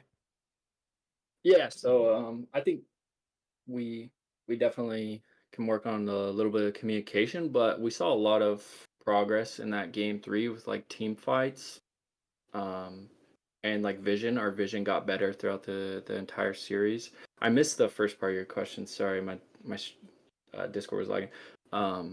I mean, I was kind of just rambling. No, you're good. But yeah, I definitely think we're starting to come together better as a team in that third game, as you guys saw there. But at the end of the day, I think we just lost sight of that cannon, and that really hurt me on Viego, because he would just ult in, lock me down, and then it was a CC chain, and then there was no resets happening. So I think I could have got some better vision down on those last fights, but they played it really well as a 5-man to shut that down. Mm-hmm. Yeah, I agree. That cannon, like, there was a lot of flanks on that cannon that I think really helped PK bring the game back. Mm-hmm. So it was really well played by you, Buckwild, actually. I said it Thank you. before on stream. I definitely think you were the MVP of the series. Not to say your team didn't play well, but I think just throughout the entirety of the 3 games, you just created such a big. You were a nuisance on every single champion that you played, and I just think you had a really really good series. Thank you. Yeah, I Yeah. think you guys played really well, and for our side, I think we learned a lot from that game too. We'll go do a little VOD review.